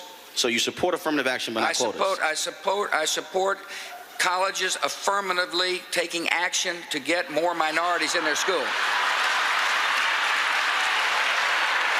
That's a long headline, Mr. President. I support diversity. I don't support quotas. I think quotas are wrong. I think quotas are wrong for people. And so do a lot of people. But just to be clear, you believe that colleges should not use legacy? I think colleges ought to use merit in order for people to get in, and I think they ought to use a merit system like the one I put out. Thank you very much. Thank you all. Thanks for having me.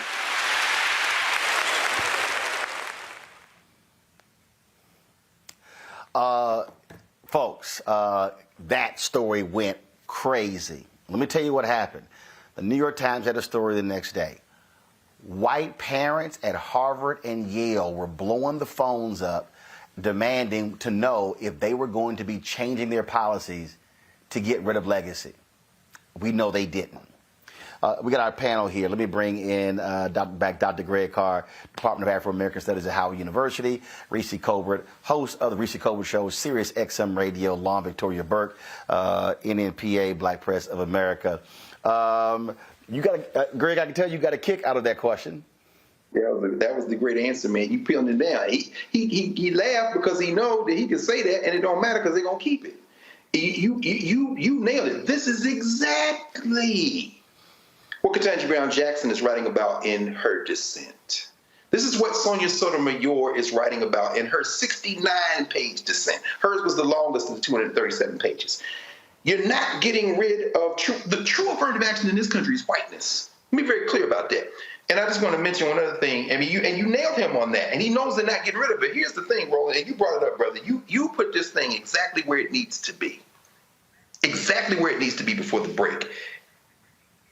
At Howard Law School, a lot of our students who come to Howard Law School, students in my classes, went to historically white schools as undergrads. They went to the Berkeleys, they went to the Harvards, and they come to Howard Law School to get that thing that they didn't get in undergraduate.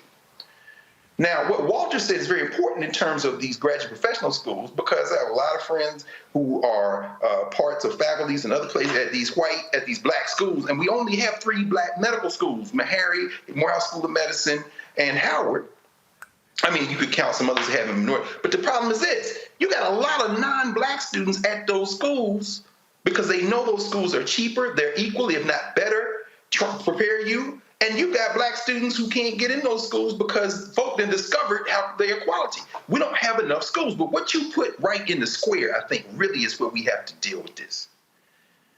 After Bakke, when affirmative action moved from, because of statutory interpretation of the 14th Amendment and the Civil Rights Act of 1964, moved from redressing past problems to diversity, our focus became diversity. And what you might see is an uptick in, and I've already seen it at Howard, as they begin to want students with the astronomical GPAs and the ability to pay. You're beginning to see students at HBCUs who are only there because they've discovered that there's an equal network or better network. If you want to go to Wall Street, you don't go to Stanford undergrad, you go to Howard undergrad, and they got Wall Street, they're filthy on Wall Street with that same network. But here's the problem. Those students bring some of the same attitudes toward the working class and the laboring class that they would bring if they were at Stanford or Harvard. You put it where it needs to be, Roland. When we start, we have to address this question of class in the black community, because for a lot of black folk, they would love it if HBCUs became DEIUs, and they don't want to get rid of legacy either because they're 4 or 5 generations in. And just like George W. Bush giggled because he knew you had trapped him, there are black people who would say, hey, I don't want them Negroes who I'm scared of when I walk down the street at my HBCU. I'd rather have the 3rd or 4th generation student who was aspiring to go to the University of Chicago, but now because of this decision will look twice at Spelman. I don't want those students at Howard because, quite frankly, I don't need that petty bourgeois static. But guess what? Their number's getting higher and higher and higher. And I don't know what they do for the race except use it to their individual advantage. The thing that I cracked up on there with that one, Reese, was, one, he wasn't expecting that question. 2, he openly admitted when he said, yeah, all the doors I had to knock on to follow my dad's footsteps. George W. Bush is an absolute byproduct of white privilege, of legacy. That's how he got into Yale. That's how he got into Harvard. He didn't even come close to having the grades. And what ends up happening, parlays that into becoming owner of the Texas Rangers baseball, being in the oil business, becoming governor of Texas, and becoming president of the United States. Right. And so what you have here, again, you have these Asian American students and these Asian parents, and they are so hell-bent on Harvard, Yale, Columbia, Cornell, Brown, all the Ivy Leagues. I don't even know what the hell all of them are. I can't even name all of them. They're so hell-bent on that they felt that, oh, no, it's merit. To every single one of them Asian American parents, America ain't never been about merit. That's the BS they always say. It has always been about the hookup, privilege, who you know, and it has been about whiteness. And the Supreme Court, in its decision today, did nothing to strike down the very thing that discriminated against them, which was legacy. Period. But I mean, that's the whole point, right? Is this whole notion that the system is going to somehow be more fair when it's going to just further advantage those who are already given every single leg up in our society. I mean, in addition to white supremacy being the biggest crock of shit, meritocracy is the biggest crock of shit. It has nothing to do with merit, with you getting this astronomical GPA. It's whether or not your school can throw the letters AP in front of a class title, and now you get an extra grade point GPA. I did have that, I benefited from that too myself, but I'm just saying there are ways to game the system. And the way that the white people have set this up is that they're always going to win. And so, no, I'm sorry, Asian people, you are not any more welcome. You're not going to have any more additional ability to get into these institutions because they don't want your Asian ass there either. Just like they don't want our Black asses there, they don't want y'all there either. We're already underrepresented in these institutions, supposedly with affirmative action. And so, like I think somebody had mentioned, they have the opportunity to use personal impact and personal stories and things of that nature to find a way to get around the whole notion that it's strictly by the GPA, by the SAT score or whatever scores, and they're going to continue to game the system. It's the same way that Republicans cheat. When they run out of the majority votes, they gerrymander until the votes don't even matter. They steal, they lie, they cheat. That is the American way, not meritocracy. That's never going to change as long as whiteness is still a concept that people exalt in this country. That's not going to change for anybody. Black people, we're going to always find a way to get along and do what we got to do. This doesn't change that in the sense that we're going to make a way out of no way. But the other people who have been benefiting by the blood, sweat, and tears of Black people and the activism for Black people and off the backs of our systemic discrimination, they're going to get a wake-up call with this ruling. Real clear here, Lauren. What's going to happen here? The university, figure out how they're going.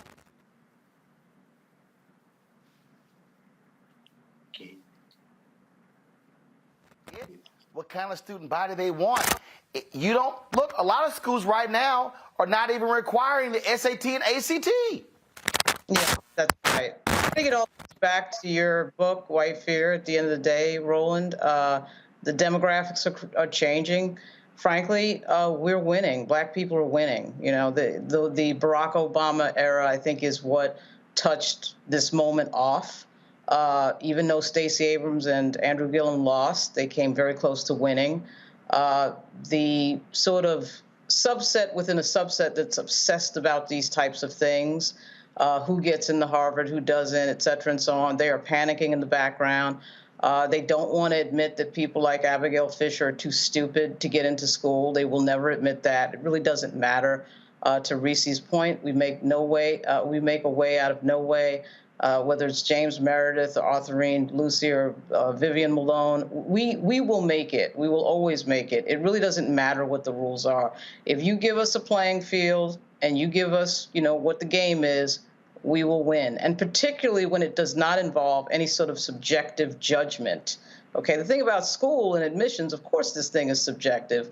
Of course, for 360 years, it's always played against us, whether it was massive resistance or it being illegal for Black people to learn how to read or whatever it's been. We've overcome it and we'll overcome it again. And it doesn't matter that John Roberts thinks that race doesn't play a factor in American life and Clarence Thomas is a fool.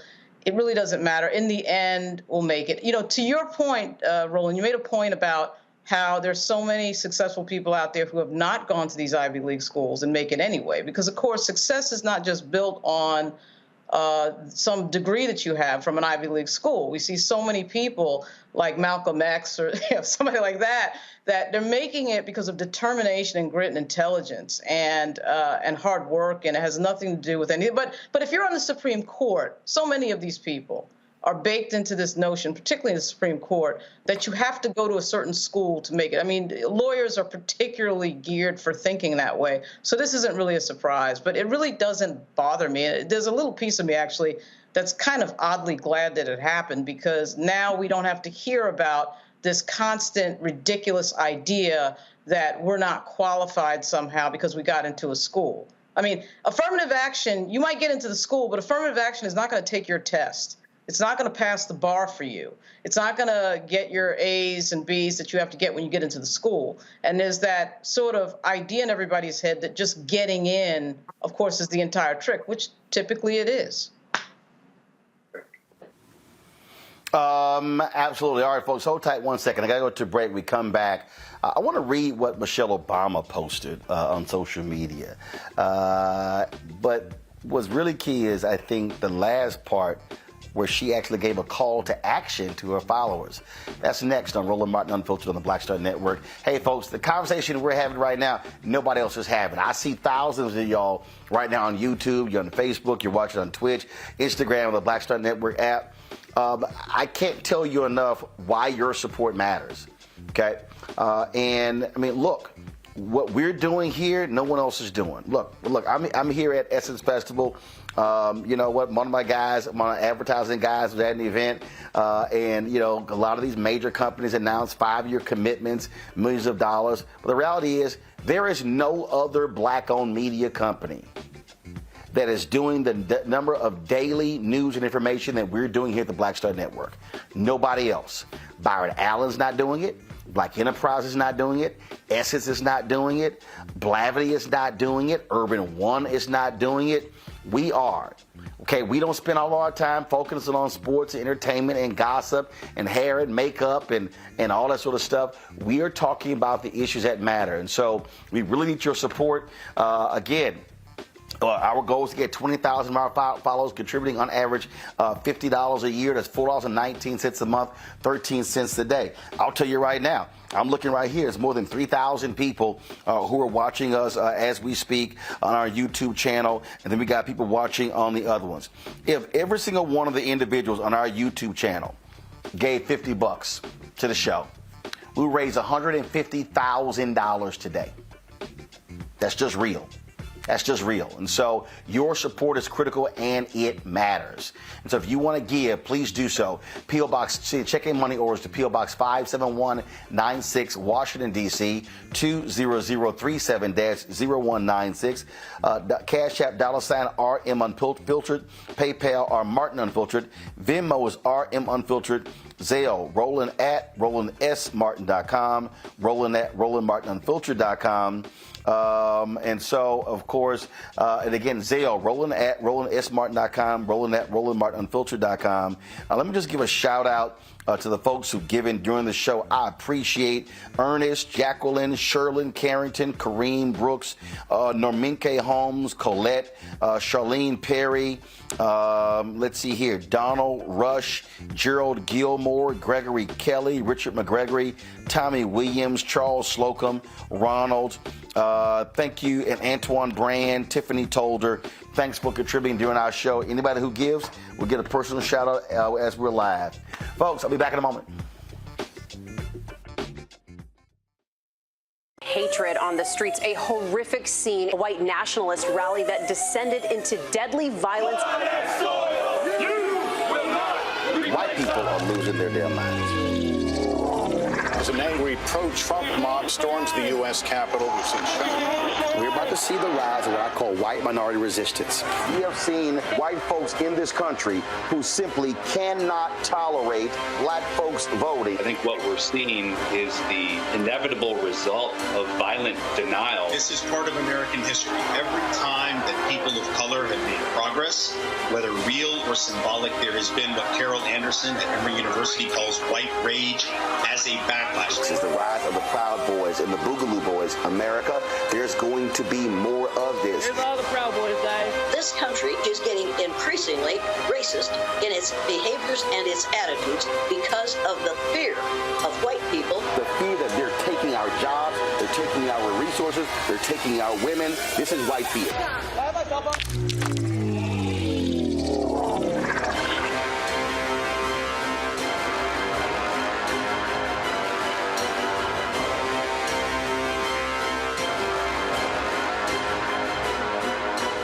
On a next, A Balanced Life with me, Dr. Jackie, a relationship that we have to have.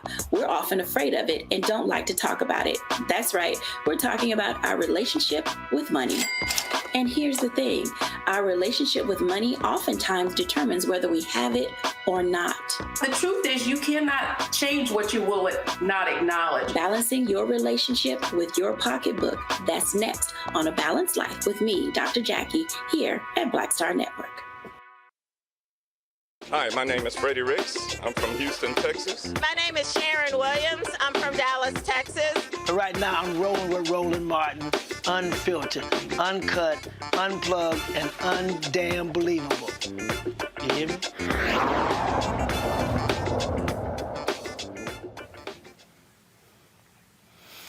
A lot of folks have been commenting today regarding the Supreme Court decision striking down the use of race in college admissions. One of the statements that I thought was quite interesting came from former First Lady Michelle Obama. This is what she wrote. Back in college, I was one of the few black students on my campus, and I was proud of getting into such a respected school. I knew I'd worked hard for it, but still, I sometimes wondered if people thought I got there because of affirmative action. It was a shadow that students like me couldn't shake, whether those doubts came from the outside or inside our own minds. But the fact is this: I belonged. And semester after semester, decade after decade, for more than a half a century, countless students like me showed they belonged too. It wasn't just the kids of color who benefited either. Every student who heard a perspective they might not have encountered, who had an assumption challenge, who had their minds and their hearts open, gained a lot as well. It wasn't perfect, but there's no doubt that it has helped offer new ladders of opportunity for those who, throughout our history, have too often been denied a chance to show how fast they can climb. Of course, students on my campus and countless others across the country were and continue to be granted special consideration for admissions. Some have parents who graduated from the same school. Others have families who can afford coaches to help them run faster or hit a ball harder.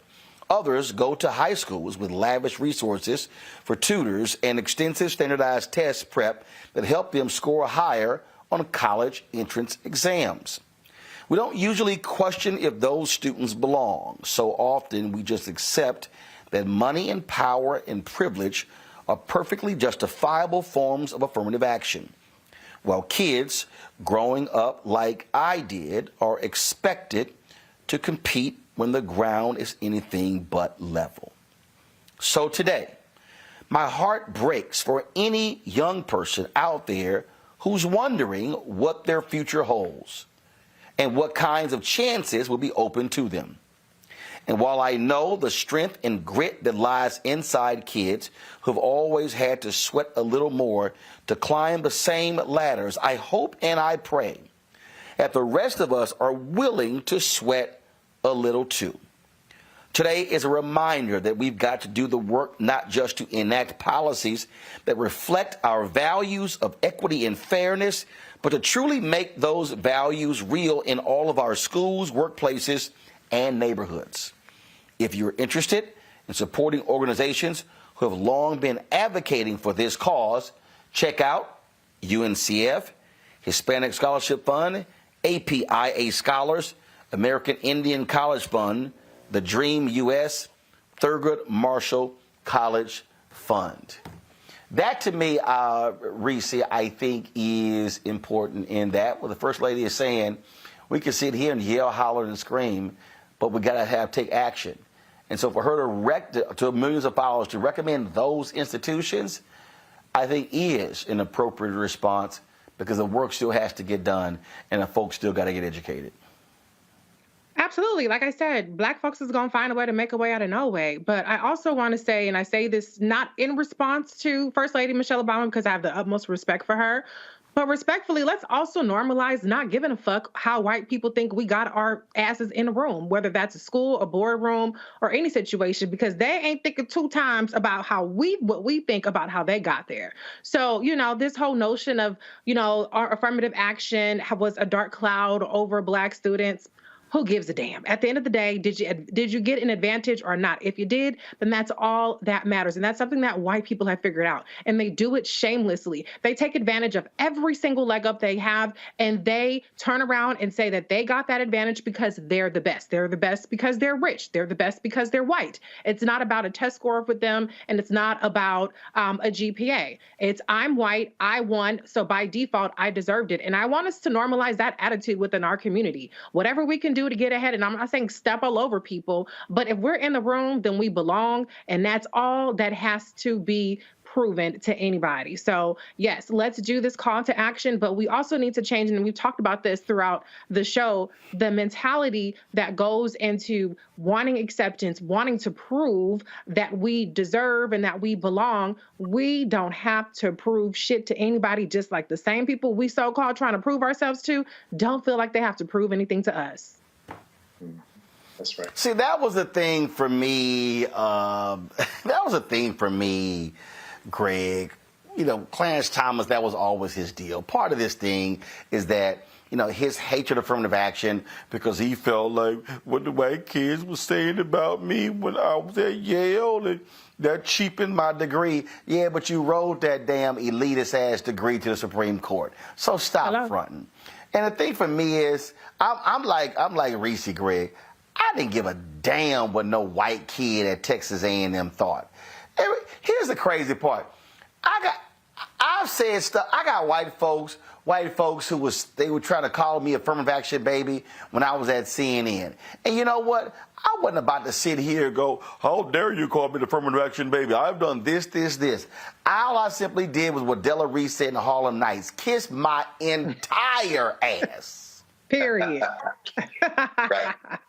That's right. Well, I mean, you know, Roland, although I must say, something Professor Levitt said before he logged off about this, the impact of this, something that I heard Professor Angie Porter, who's over at American University, said today in response. There's the legal implications and then the real world implications.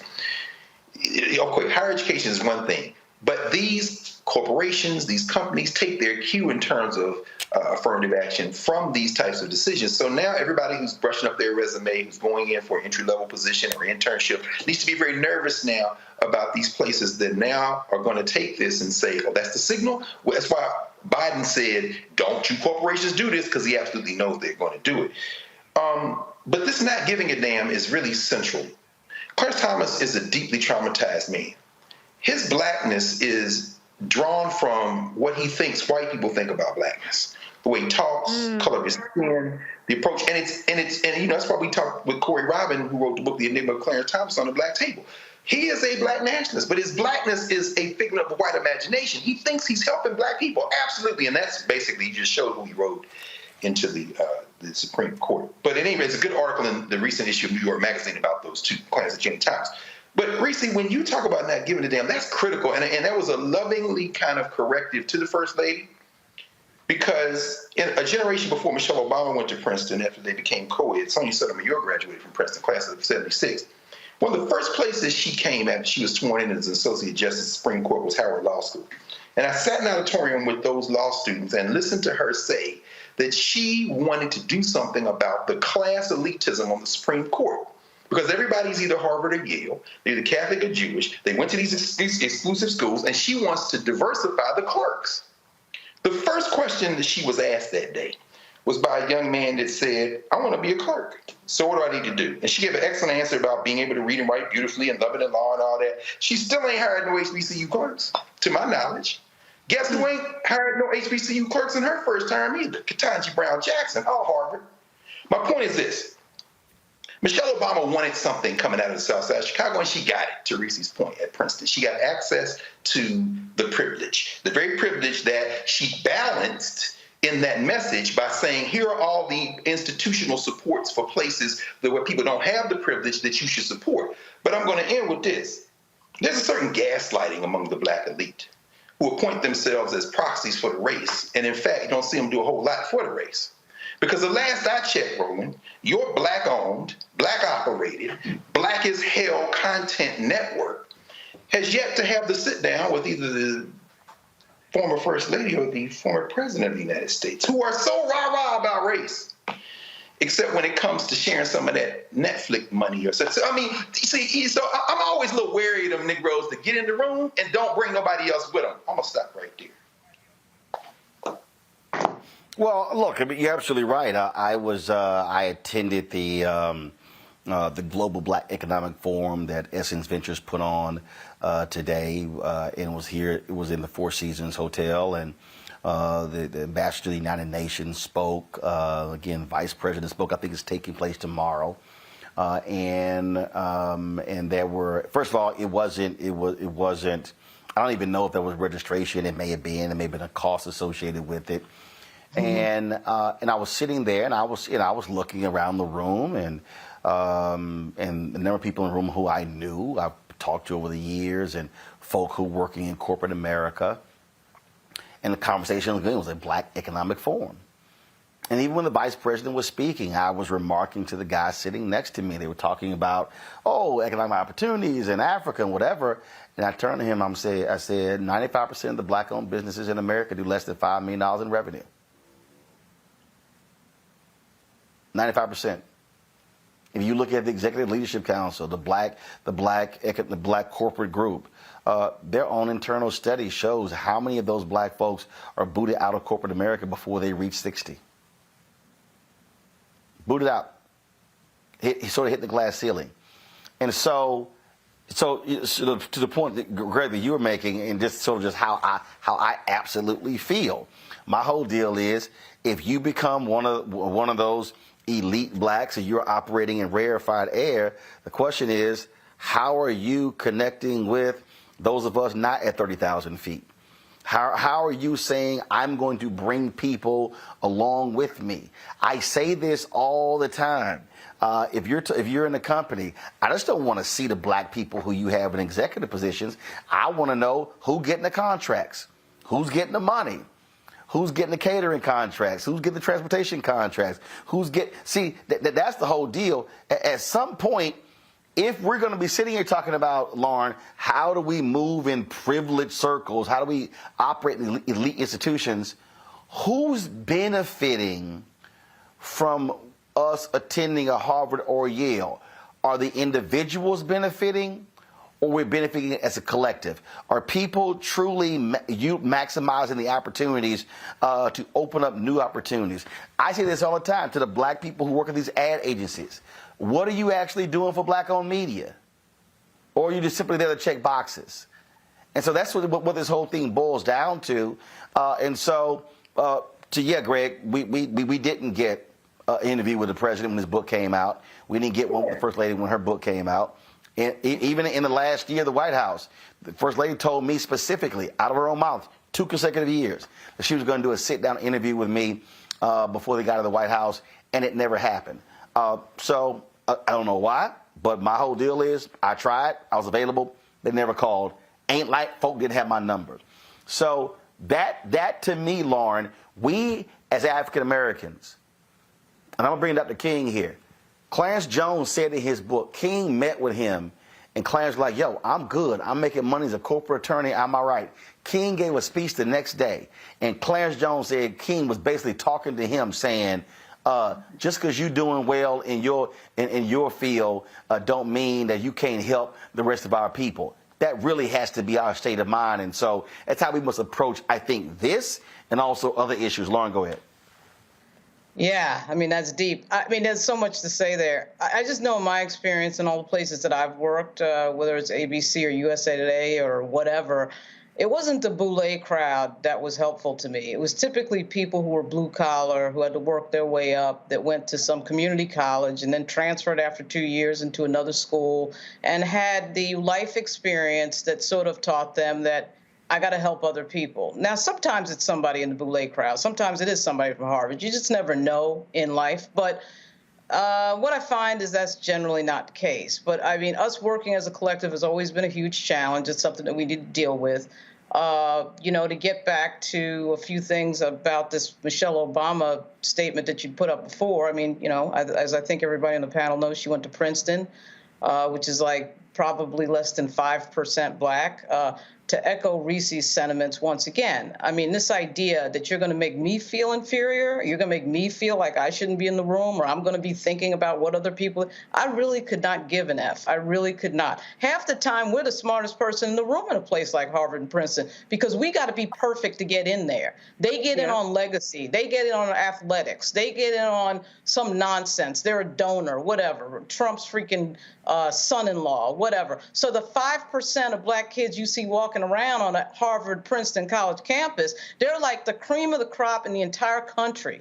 They're the ones that get all the scholarships. They're the ones that busted their ass, got the perfect freaking SAT score. And then you're going to make me feel like I shouldn't be here? You got to be out of your mind. So what Reese said earlier is the perfect thing. And, Clarence Thomas, the idea, the absurdity of Clarence Thomas lecturing people on anything. But, it's at the end of the day, it's Stockholm syndrome and insecurity. He wants so badly to be liked by white people. He wants that so badly, and you can never get it. It's the Adolf Caesar speech in A Soldier Story at the end of the day. They still hate you no matter what you do. You got to do your thing. And Clarence Thomas is just a sad example of what happens when you grow up in a society, in a situation, in a specific place that doesn't like you, and you know that, and you don't figure out that, your confidence and your self-ability to come through that has got to ignore your environment around you. I think it's sad in a way. I think, I think it's difficult. I sometimes think about Clarence Thomas, and I feel sorry for him that he doesn't have the self-awareness about who he is as an individual, and he let society make him feel inferior. And you see it in his statement today. Shout out to KBG, Ketanji Brown Jackson, for lighting his ass up hot on everything that he said. So there you go. Gotta go to a break. We come back. I want to talk about that because, folks, if y'all have actually read any of this, it was like, look, Judge Ketanji Brown Jackson, she basically wrote this mother. That's pretty much what. And Clarence Thomas was hot. Clarence Thomas was mad at this sister because she went at his throat. We'll discuss that next, right here on Roland Martin Unfiltered on the Black Star Network. Next on the Black Table with me, Greg Carr, the enigma of Supreme Court Justice Clarence Thomas. What really makes him tick, and what forces shaped his view of the world, the country, and Black America? The answer, I'm pretty sure, will shock you. And he says, people think that I'm anachronistic. I am. I want to go backwards in time in order to move us forward into the future. He's very upfront about this. We'll talk to Corey Robin, the man who wrote the book that reveals it all. That's next on the Black Table, only on the Black Star Network. On the next Get Wealthy with me, Deborah Owens, America's Wealth Coach, I'm sure you've heard that saying that the only thing guaranteed is death and taxes. The truth is that the wealthy get wealthier by understanding tax strategy. And that's exactly the conversation that we're going to have on the next Get Wealthy, where you're going to learn wealth hacks that help you turn your wages into wealth. Taxes is one of the largest expenses you ever have. You really got to know how to manage that thing and get that under control so that you can build wealth. That's right here on Get Wealthy, only on Black Star Network. Up next on The Frequency with me, Dee Barnes. She's known as the Angela Davis of hip-hop. Monet Smith, better known as Medusa, the gangsta goddess, the undisputed queen of West Coast underground hip-hop. Pop locking is really what indoctrinated me in hip-hop. I don't even think I realized it was hip-hop at that time. Right. It was a happening. Mm-hmm. It was a moment of release. We're going to be getting into her career, knowing her whole story, and breaking down all the elements of hip-hop. This week on The Frequency, only on the Black Star Network. Hi, I am Tommy Davidson. I play Oscar on Proud Family, Louder and Prouder. I don't play Sammy, but I could. Or I don't play Obama, but I could. I don't do Stallone, but I could do all that. And I am here with Roland Martin on Unfiltered.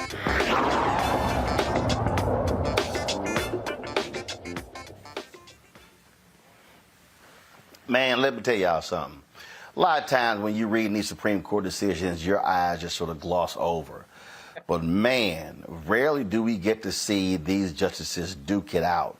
Judge Ketanji Brown Jackson, she wrote this here, and it may not be if we have the full control room, but she said the majority and concurring opinions rehearse this court's idealistic vision of racial equality from Brown forward with appropriate lament for past indiscretions.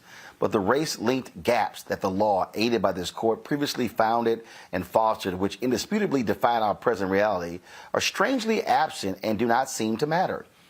With let them eat cake obliviousness, today the majority pulls the ripcord and announces color blindness for all by legal fiat. But deeming race irrelevant in law does not make it so in life. And having so detached itself from this country's actual past and present experiences, the court has now been lured into interfering with the crucial work that UNC and other institutions of higher learning are doing to solve America's real-world problems. No one benefits from ignorance. Although formal race-linked legal barriers are gone, race still matters to the lived experiences of all Americans in innumerable ways. And today's ruling makes things worse, not better. The best that can be said of the majority's perspective is that it proceeds, parentheses, ostrich-like, from the hope that preventing consideration of race will end racism. But if that is its motivation, the majority proceeds in vain. If the colleges of this country are required to ignore a thing that matters, it will not just go away. It will take longer for racism to leave us. And ultimately, ignoring race just makes it matter more.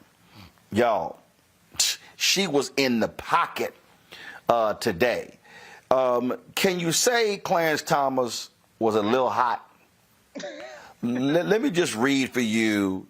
Let me just read for you what John Roberts was so mad. Clarence couldn't fight his own fight, so John Roberts had to come defend him. He writes, "That is a remarkable view of the judicial role, remarkably wrong, lost in the false pretense of judicial humility at the dissent espouses is a claim to power so radical, so destructive that it required a second founding to undo. Justice Harlan knew better. One of the dissent's decrees, in view of the Constitution, in the eye of the law, there is in this country no superior, dominant, ruling class of citizens. There is no caste here. Our Constitution is colorblind and neither knows nor tolerates classes among citizens." That was the Plessy v. Ferguson decision. John Roberts literally used the Plessy dissent to try to slap down this black woman on the Supreme Court. That's right. That's right. Really? Really, y'all? Now let me find. So I got to read to y'all how clueless Clarence Thomas is. So check this out. He goes, "Yet Justice Jackson would replace the second founder's vision with an organizing principle based on race. In fact, on her view, almost all of life's outcomes may be so unhesitatingly ascribed to race. This is so," she writes, "because of statistical disparities among different racial groups. Even if some whites have a lower household net worth than some blacks, what matters to Justice Jackson is that the average white household has more wealth than the average black household. By a long shot." Okay, that wasn't his opinion. He writes, y'all, this is what Clarence Thomas said. "This lore is not and has never been true. Even in the segregated South where I grew up, individuals were not the sum of their skin color." Boy, bye. "Then as now, not all disparities are based on race. Not all people are racist, and not all differences between individuals are ascribable to race. Put simply, the fate of abstract categories of wealth statistics is not the same as the fate of a given set of flesh and blood human beings." He's quoting Thomas Sowell. Worse still, Justice Jackson uses her broad observations about statistical relationships between race and select measures of health, wealth, and well-being to label all blacks as victims. No, she didn't. Her desire to do so is unfathomable to me. I cannot deny the great accomplishments of black Americans. Lord, now while I'm looking for this, Greg, help me out here. Yes, sir. What page you can Judge Jackson, page numbers on the PDF? I don't have the page number up. No. Okay, not a problem. What I'm looking for right now with Brown Jackson is when she made, y'all. She said, "Footnote 103." Footnote 103. I think what you look. I'm just going to paraphrase it, Greg. When she said, "This boy's arguments are so stupid. I don't even have enough time to blow them out the water. Yes. She literally said his straw man arguments. Yes. You look. I think you probably look at. I'm sure you are. In footnote 103 of her concurrence. I'm sorry, of her dissent. She destroys him. This is very important. And again, listen, y'all. Black Star Network, nowhere else. I just want to just pause here and make this observation, Roland. I know some of y'all think Rachel Maddow is brilliant. Maybe she is, maybe she isn't. I'm not sure. But what in the history of black news media, where have you seen a host read from Supreme Court opinion and dismantle it in black media? This ain't the hee-hee-ha-ha reality television. This is a different thing going on right now. And I also want to thank you, Roland, by the way, because not only were we able to interview Corey Robin for the Black Table, we interviewed Professor Kermit Roosevelt at the University of Pennsylvania, who wrote a book on that second Reconstruction.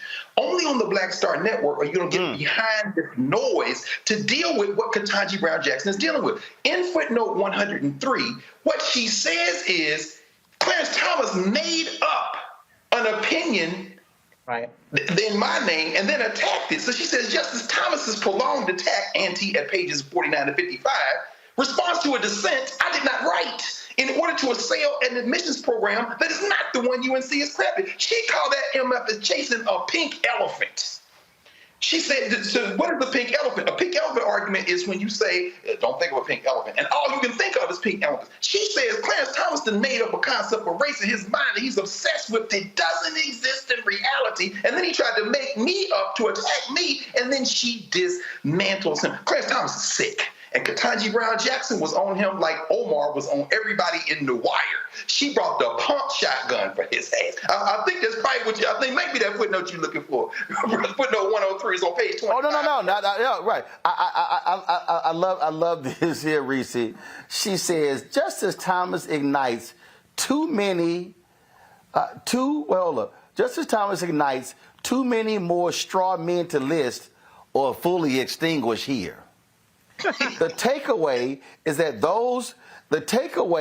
those who demand that no one think about race, quote, a classic pink elephant paradox, refuse to see, much less solve for, the elephant in the room, the race-linked disparities that continue to impede achievement of our great nation's full potential. Worse still, by insisting that obvious truths be ignored, that they prevent our problem-solving institutions from directly addressing the real import and impact of social racism and government-imposed racism, ante at 55, Thomas J. concurring, thereby deterring our collective progression toward becoming a society where race no longer matters.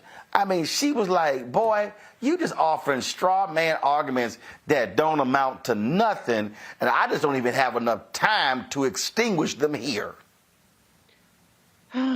I mean, it's like, we all get into these arguments on social media with somebody who just don't know what the fuck they talking about. And it's just like, we aren't even in the same realm of the conversation. You are on some whole other shit that I don't even have time to properly respond to. But I just have to say, I would be remiss if I didn't say this. Fuck the founding farmers. This whole founding fathers, this whole notion that like, oh, we're going against the founding fathers. They own slaves. Fuck them. Fuck them and their stupid ass vision. This was not a race-blind country. This was not equality for all country unless you buy into their notion that enslaved people are not in fact human beings. So it's absurd, and it's gaslighting how these white supremacist justice, including Justice Thomas, try to sit up there and act like they are showing deference to the notion of colorblindness by invoking people that fucking did not see black people as human beings, let alone women as human beings. That's a whole nother story too. So I just think that we're having a discussion on the terms and with notions that were bullshit from the very beginning. And to carry them forward is just delusional, but it's intentional. It's working as designed. It's going to have the impact that they wanted to have. The only thing is there's going to be collateral damage with people that they typically wouldn't want to do harm to, which is not Black people. It's the non-white and non-Black people and the women who are white who have benefited greatly from the strides and from the kinds of protections that affirmative action has put in place. But let's all be clear.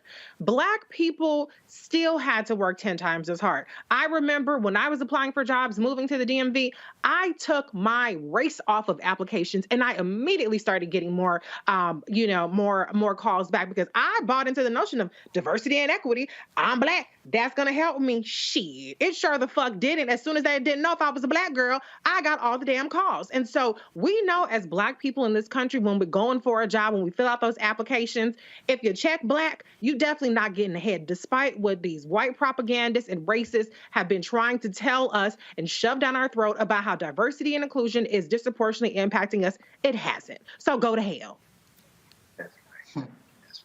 Lauren, Reese, she nails it. And look, we know it. And what's that fool, Vivek, whatever, he was running for Republican. Oh my God. He ain't running for president. He did some video today talking about, there's no systemic racism. I'm like, fool, shut up. Reese made the point there. Yeah,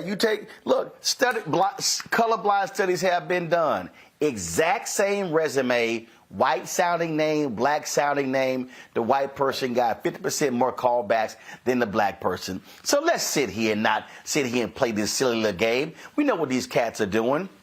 This is where we got to learn to call it what it is. And I got to go ahead here and go there. Anybody who's watching me right now and anybody who's listening to me right now, if you chose to vote for Donald Trump over Hillary Clinton, you can kiss my Black ass.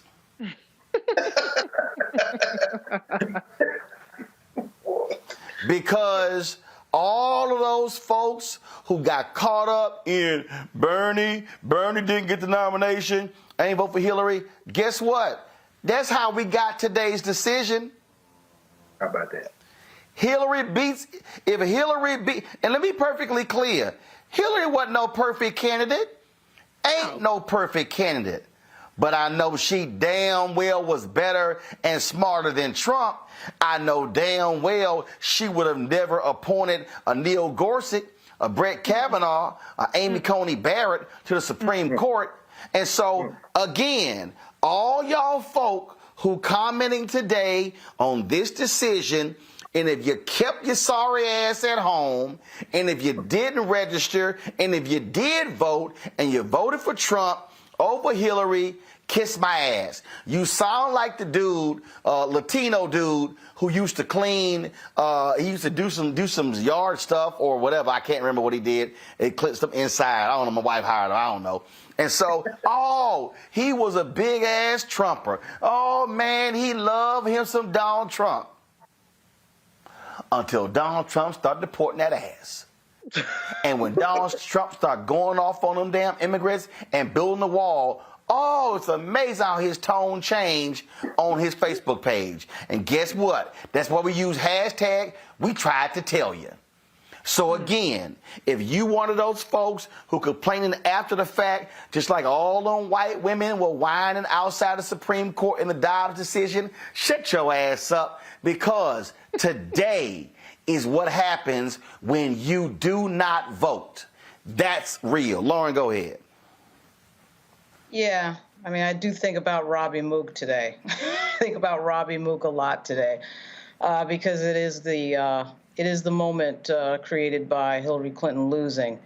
The irony of this whole Clarence Thomas, Ketanji Brown Jackson boxing match that we saw that she really won in the first round is that you have Clarence Thomas arguing that somehow, race shouldn't matter. And of course, just sort of disregarding history, disregarding everything that has to do with Black history. He just has this sort of contempt. It's kind of strange. It always sort of rears its head at these moments, and it's really strange. And the fact that he was so motivated by what she said, it's just an ultimate example of a hit dog hollering. But the ultimate irony of it is that the reason that he is on the U.S. Supreme Court is the very thing that he is arguing against. He, in fact, is a quota. He is not even affirmative action. Anybody who believes that he's qualified to be there is joking. I mean, this man never speaks. He never says anything. And then all of a sudden, when he does say something, what motivates him is something like this. It's usually race. And it's a shame. You know, I just cannot wait until he's gone. I cannot wait until he's off the court. He's exactly what a lot of these sort of racist right-wing Republicans love. They always find some black clown to sort of do their bidding, and they have found it in him. And he's dangerous. He's just dangerously stupid. And the reason that he was angry today is that he got smoked, and he got smoked red hot. And it's good to see because, you know, Sotomayor is the other big player in this game. Sotomayor really brings it. I don't think Kagan brings it as hard. And by the way, Kagan's the other one that's never had a black law clerk in history. We should recheck that. But at any rate, Ketanji is really, I know a lot. We heard a lot of stuff about Ketanji. Remember when she got nominated? She might be too conservative. She might be corporate. She went to Harvard, this and that. Well, she's showing up big time in these opinions because I can't wait to read the rest of it.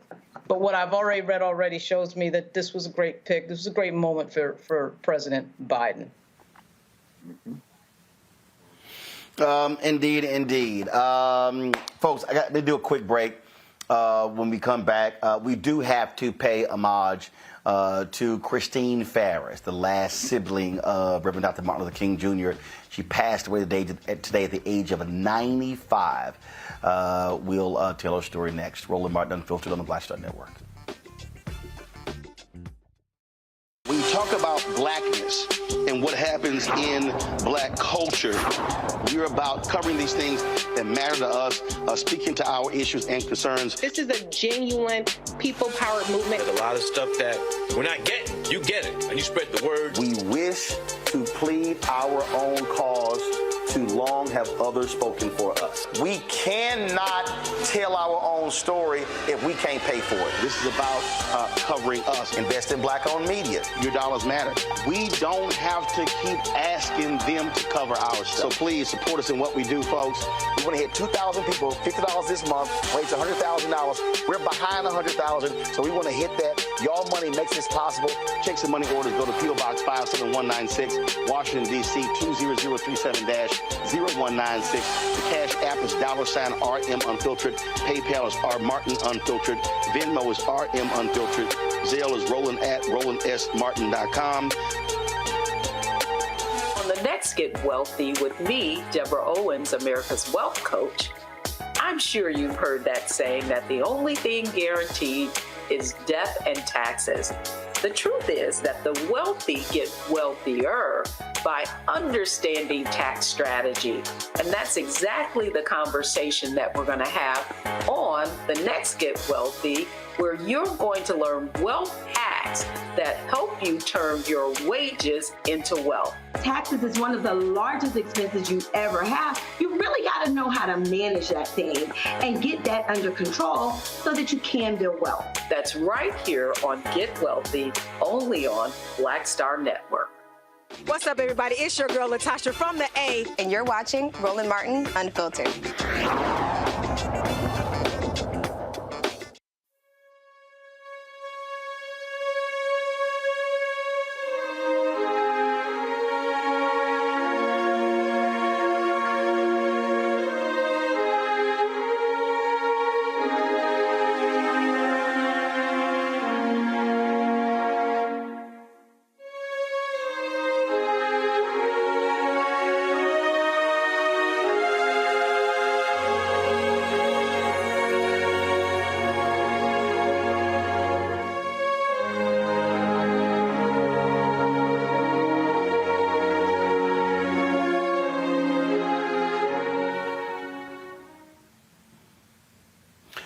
Well, Dr. Christine Farris passed away today at the age of 95. She was the last living sibling of the Reverend Dr. Martin Luther King Jr. She was more than just his sister.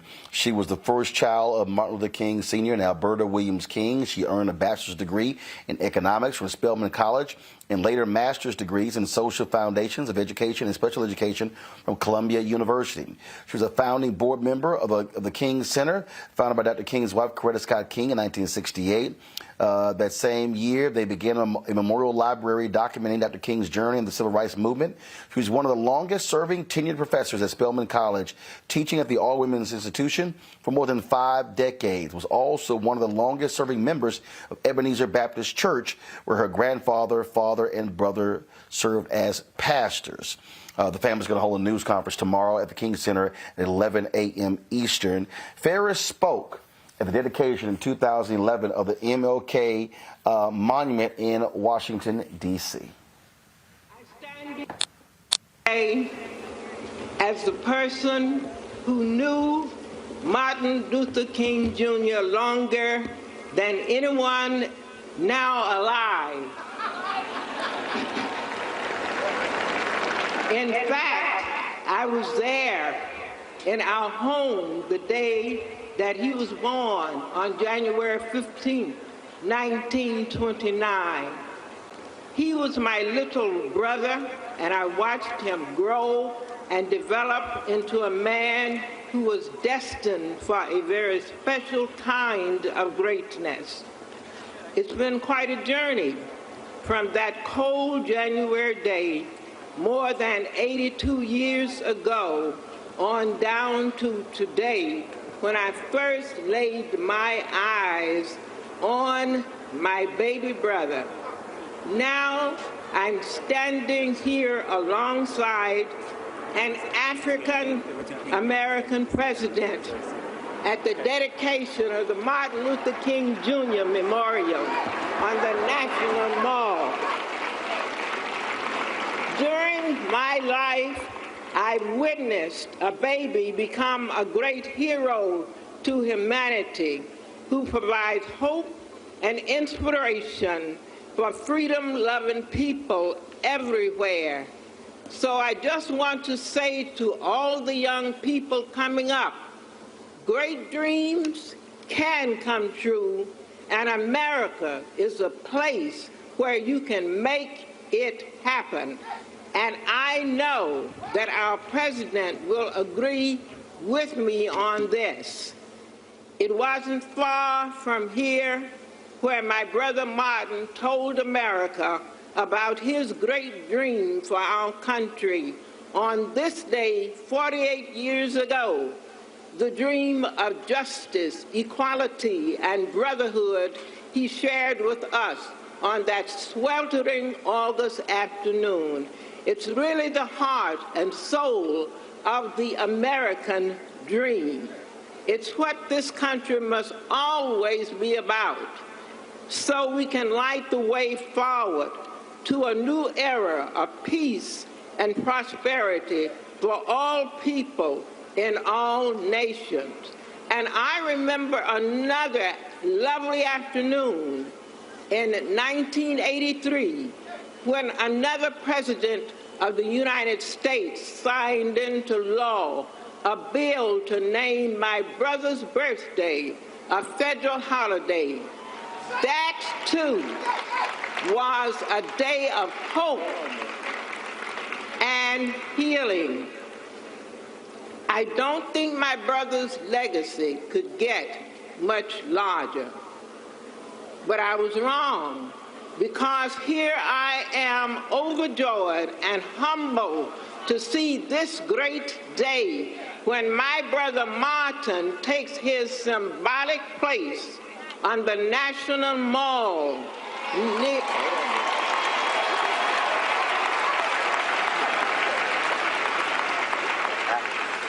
on this National Mall near America's greatest presidents, including Abraham Lincoln, Thomas Jefferson, and Franklin Roosevelt. This is just overwhelming. My brother was never one to seek great honors. In fact, he was self-effacing, and he was amazed and humbled to receive the Nobel Prize for Peace back in 1964. I want to thank the Alpha Phi Alpha fraternity for having the vision, commitment, and determination to conceive this project and to see it through. By honoring Martin Luther King Jr. with such a wonderful statue on the National Mall, you have ensured that his legacy will provide a source of inspiration for people from all over the world for generations to come. My brother was an Alpha himself, and he was deeply proud of his fraternity brothers when they came to the aid of our nonviolent freedom struggle again and again with urgently needed contributions and volunteer support. And now, against all odds, you have built this beautiful monument which brings honor to our country and hope to coming generations. And in closing, I want to thank each of you for joining us today. Your presence is also an affirmation of my brother's legacy and the great blessings of diversity in America. Let this wonderful day mark another step toward the fulfillment of the dream, and let all hearts be joined together as we move forward into the future, united and determined to create the beloved community in America and throughout the world. I thank you. One of the things that often happens, Lauren, when you are the sister or the brother of a prominent person, people only equate you as this. But so many people, women who've gone through Spelman, have talked about the importance of Christine Farris on their education. No, absolutely. And I think I met her at the groundbreaking, not that ceremony, but the one before it. I guess it must have been before 2006. Really nice lady, very nice lady. And I was really sad to see that bulletin with everything else that was going on. I was really sad to see that. Now, I tell you what, Reese, I think she probably gave Dorothy Height a run for her money with them church hats. Every time I saw her, she was always dressed to the nines. Always. Just absolutely stunning. And I love that you mentioned that because, you know, Black women are so multifaceted. We could be powerful and dynamic and look damn good in the process. So I'm glad that you are paying homage to her and her invaluable contributions beyond just simply, and I don't say simply in a pejorative way, but beyond just being the sibling of the great late Dr. Martin Luther King Jr. Greg. I mean, I'm almost overcome, Roland. Again, this is the importance of this network. This is the importance of this show, and this is the importance of you as a journalist who has got both feet planted firmly in our community. When the President of the United States spoke at Ebenezer recently, and Sister Bernice King was there and talking, and then Professor Farris came in her wheelchair, which she only used in the last couple of years. You know, it's like time stops. These last couple of days I've been in Atlanta. I spent part of yesterday and today at the King Center. And of course the news came today. And just sitting there with the women and men who are the park rangers for the National Park Service, who take care of the original, well, not the original, A.D. Williams, her grandfather, built that church, Ebenezer Baptist Church, erected in 1914. There was a young sister today who works there, and she was talking about how Professor Farris would celebrate her birthday in that church, even as she continued to be a member of the huge new sanctuary across the street, Ebenezer, where, of course, Reverend Warnock is the pastor, our frat brother.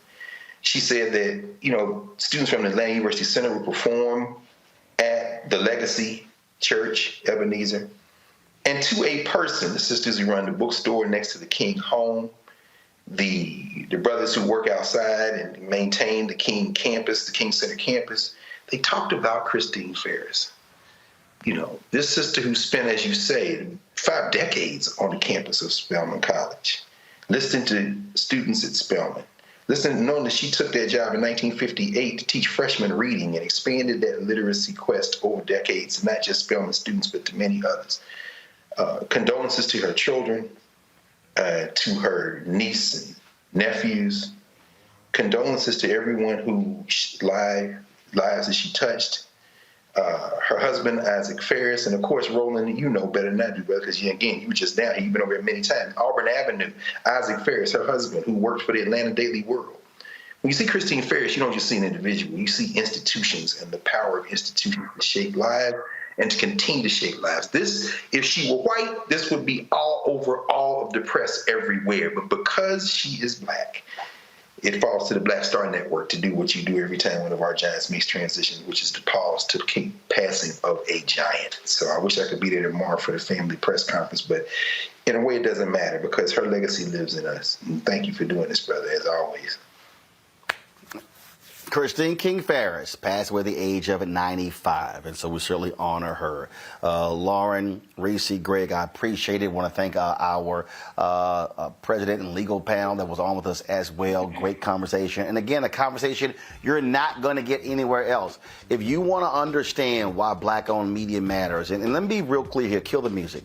What I'm trying to get you to understand is this is not just about, again, entertainment and sports and things along those lines. We have to have news and information in our community. We must be enlightened and educated about what is going on. And that's why we do what we do. And so it trips me out when I see these fools, man, Roland Martin, you're always begging for money. But it's amazing. They don't say nothing when NPR does it. They don't say nothing when PBS does it.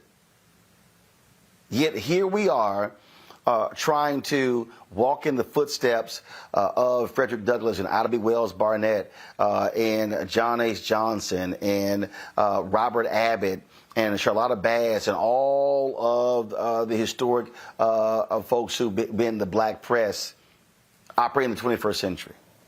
What we do on this show, folks, nobody else is doing. I'm telling you this. Byron Allen has 2 hours of news a day on his network, The Griot. 2. We got 5. My show is 2 hours a day. Faraji Muhammad is 2 hours a day.